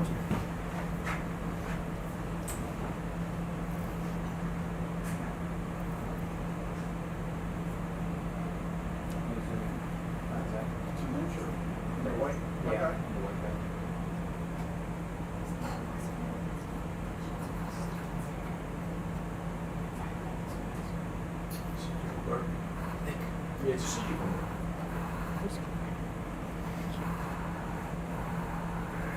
Yep, I got you.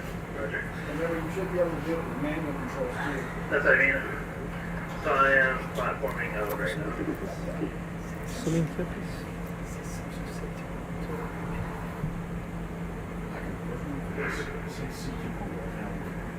Alright, just backward here. Hands out. What is it?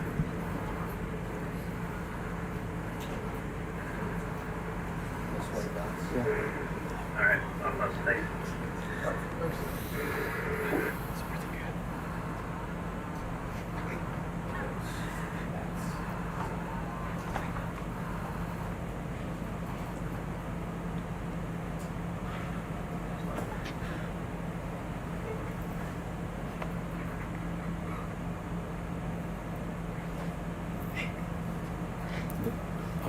I'm looking at the west side. It has to zoom in. I cannot do anything like this.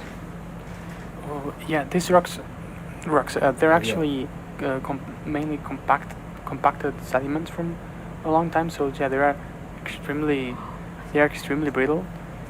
That's because they're still in the process of being compacted. They can be broken easily with your hand. There are not many hard rocks here that we've seen. We've only found a few ones. I just saw my best friend join the chat. Hi Helia, I miss you, and we've been friends for 10 years since high school. Yeah. She's pursuing a nursing degree, and I love her. Hi, Amber's friend. Hi, Amber's friend.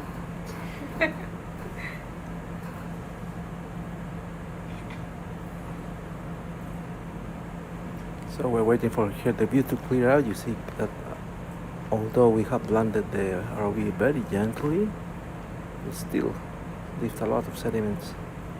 So we're waiting for it to clear out to have a better view on those two animals we just spotted on top of a rock.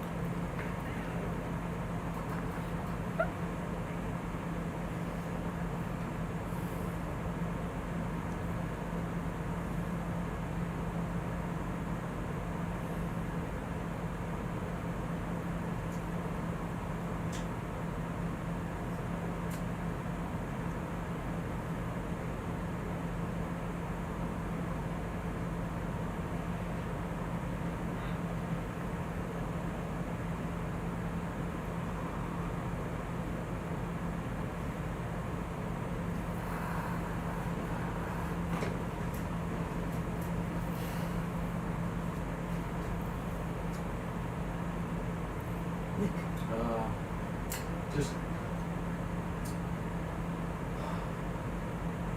well, the one that looks like has tentacles to the left, doesn't some crustacean, maybe a sea anemone on the left. What is the little thing with the tail?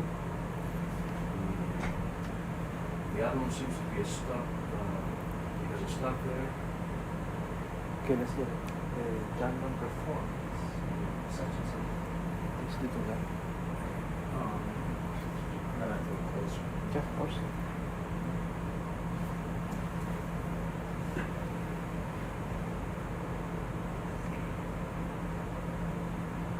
Yeah, Zach, keep an eye on that one. Just kind of position. Okay. We're going to try and section it? Yeah.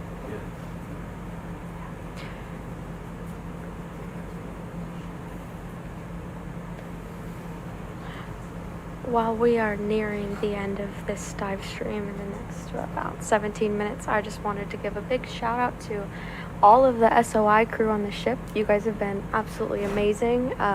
You pilots have been an absolute joy to watch. The way you guys maneuver the equipment is really amazing to watch.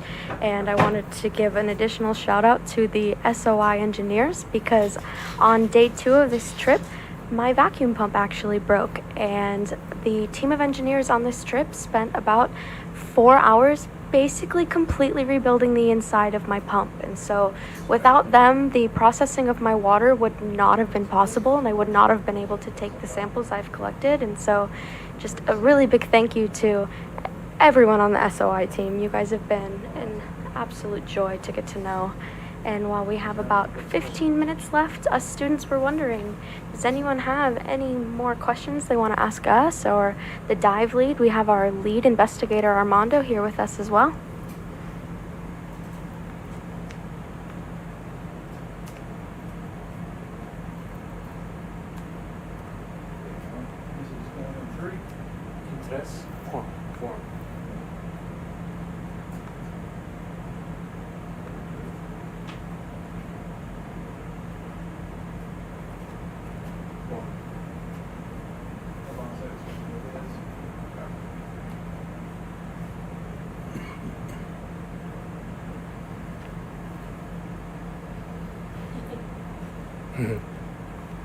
Which leads about then after this we actually have the final dive. We're going to revisit one of our sites to take further samples, so we have to have a pretty tight schedule to fulfill, so everyone, we can accomplish everyone needs of sampling. Yeah, this isn't the last dive of the expedition. There will be one more this evening, late this evening, I think in the wee hours. And it's gonna, SuBastian will get back to the water. I don't remember exactly what time, but it's gonna be in the early hours of 1 o'clock, at 1 o'clock in the morning. So there's one more.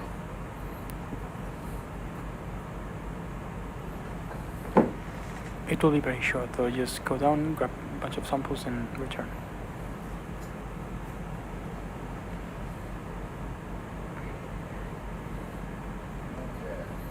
Oh, if you guys are interested to see giant isopods, you're always welcome in the Caribbean.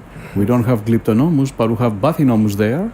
I don't know if the Antarctic Glyptonomus is bigger than the Bathynomus, but it's definitely some lobster-size isopods.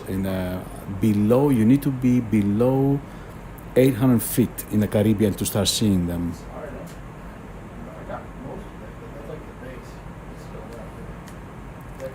Yep. Let's see. Perfect. Always.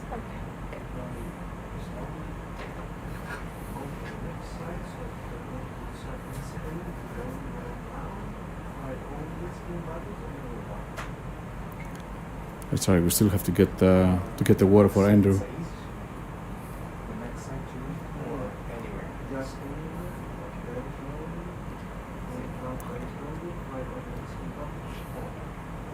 Thank you. We're in the final minutes of the dive. We still need to take Niskin bottles with the Niskin bottles. All of them.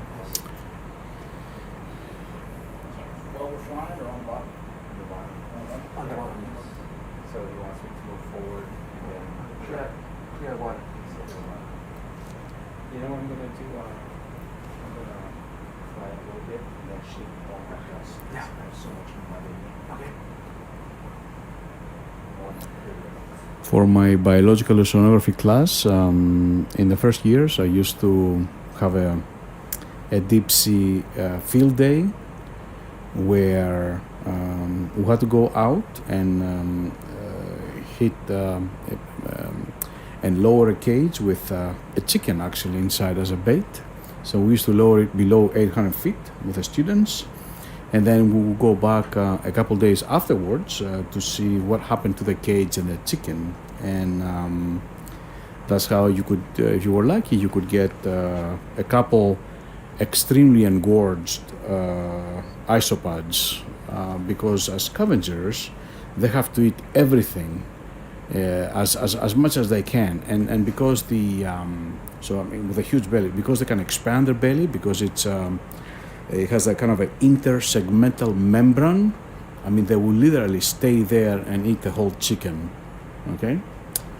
And what you don't want to do, I highly advise this, you don't want to, you want to clean up the belly immediately because it will be you will have a very unpleasant experience if you don't clean it up.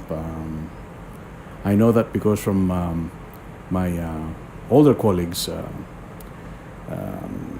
they had taking a Bathynomus to be cooked, and they forgot the Bathynomus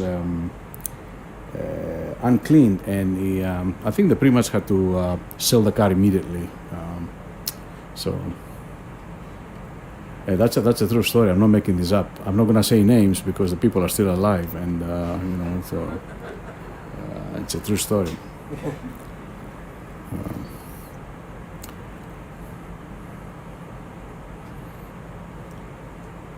And let me just add that with guys like Nick, we have tons of experience on the thing we are seeing here.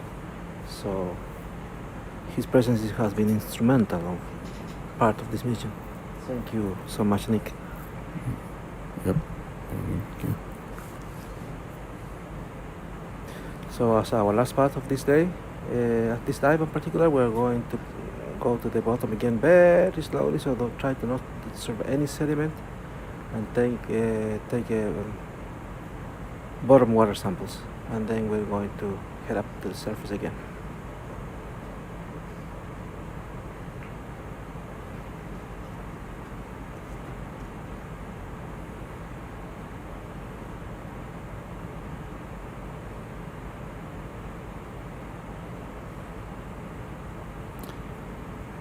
There's a question about if the expedition was not delayed, would you have done any dives to the west side of the trench at all? We are very lucky to be able to do our work. We have been flexible enough. The personnel of Falcor 2 has been try to accommodate to our changing needs as our schedule is unchanging, and I believe I talk from most of us. We have been very happy with the sampling. I really believe that. I'm personally going back to my university, and for at least 2 semesters I'm going to have students sorting the sediments, and then we're going to be deciding to what species we're going to pay more attention, if it's a new species or if we look at the biodiversity of the sediment. Depends on the findings. So I definitely have enough work to keep many students happy and busy, and had a chance to look at specimens at depths that I've never had the chance to collect before.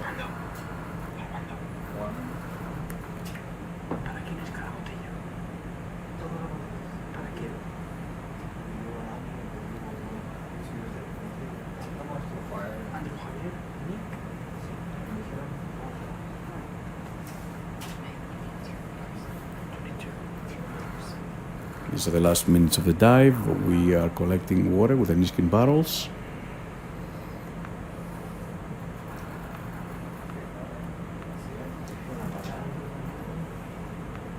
No more course? No more course. We'll finish with the course.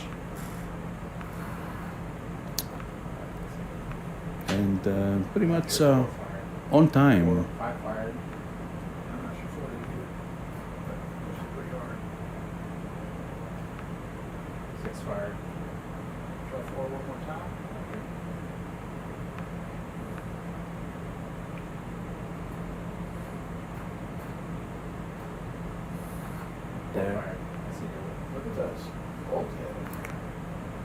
All barrels were fired. That means water is collected.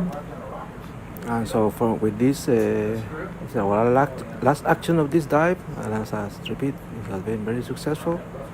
So thank you all, Lisa, Emma, Johan, and the rest, Roncor, for being with us today in this amazing journey of discovery where no man has gone before.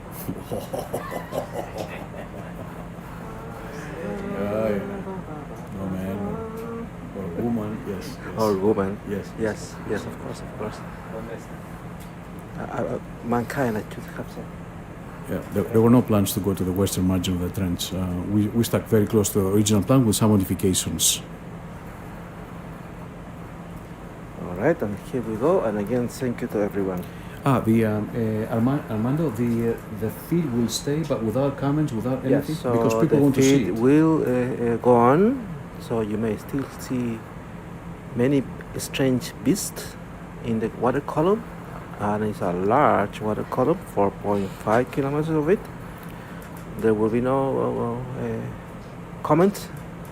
We need to eat and rest because we have to now wait for 7 hours in order for the ROV to get all these magnificent samples that we took today. So again, thank you everyone, and keep exploring. Great dive. Thank you so much. Thank you. Goodbye, everyone. Bye, thank you. Thanks for watching.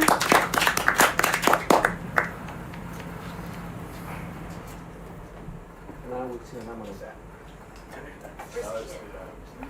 A 6-kilo shark.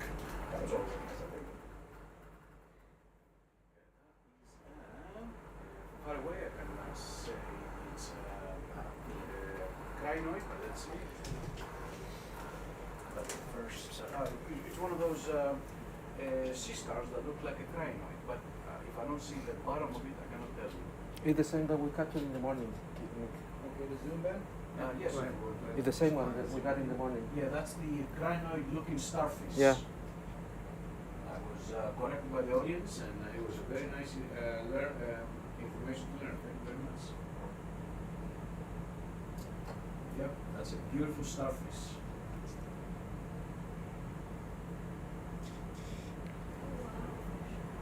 Yeah, from far away, I would say crinoid, but I'm learning every day. So.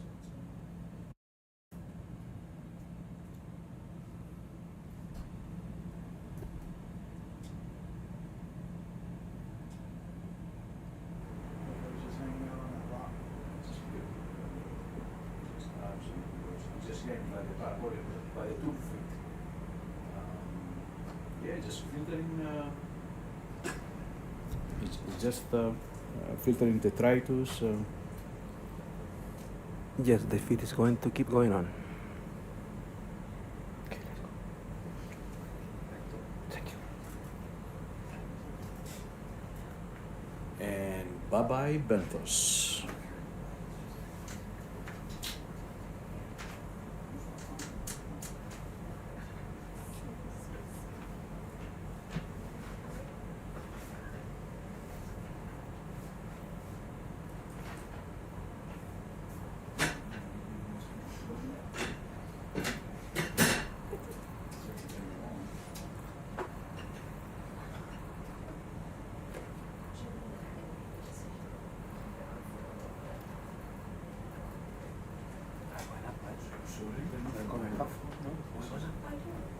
Oh, you did? Oh, okay. Are we finished? Yes. We're finished. This is it.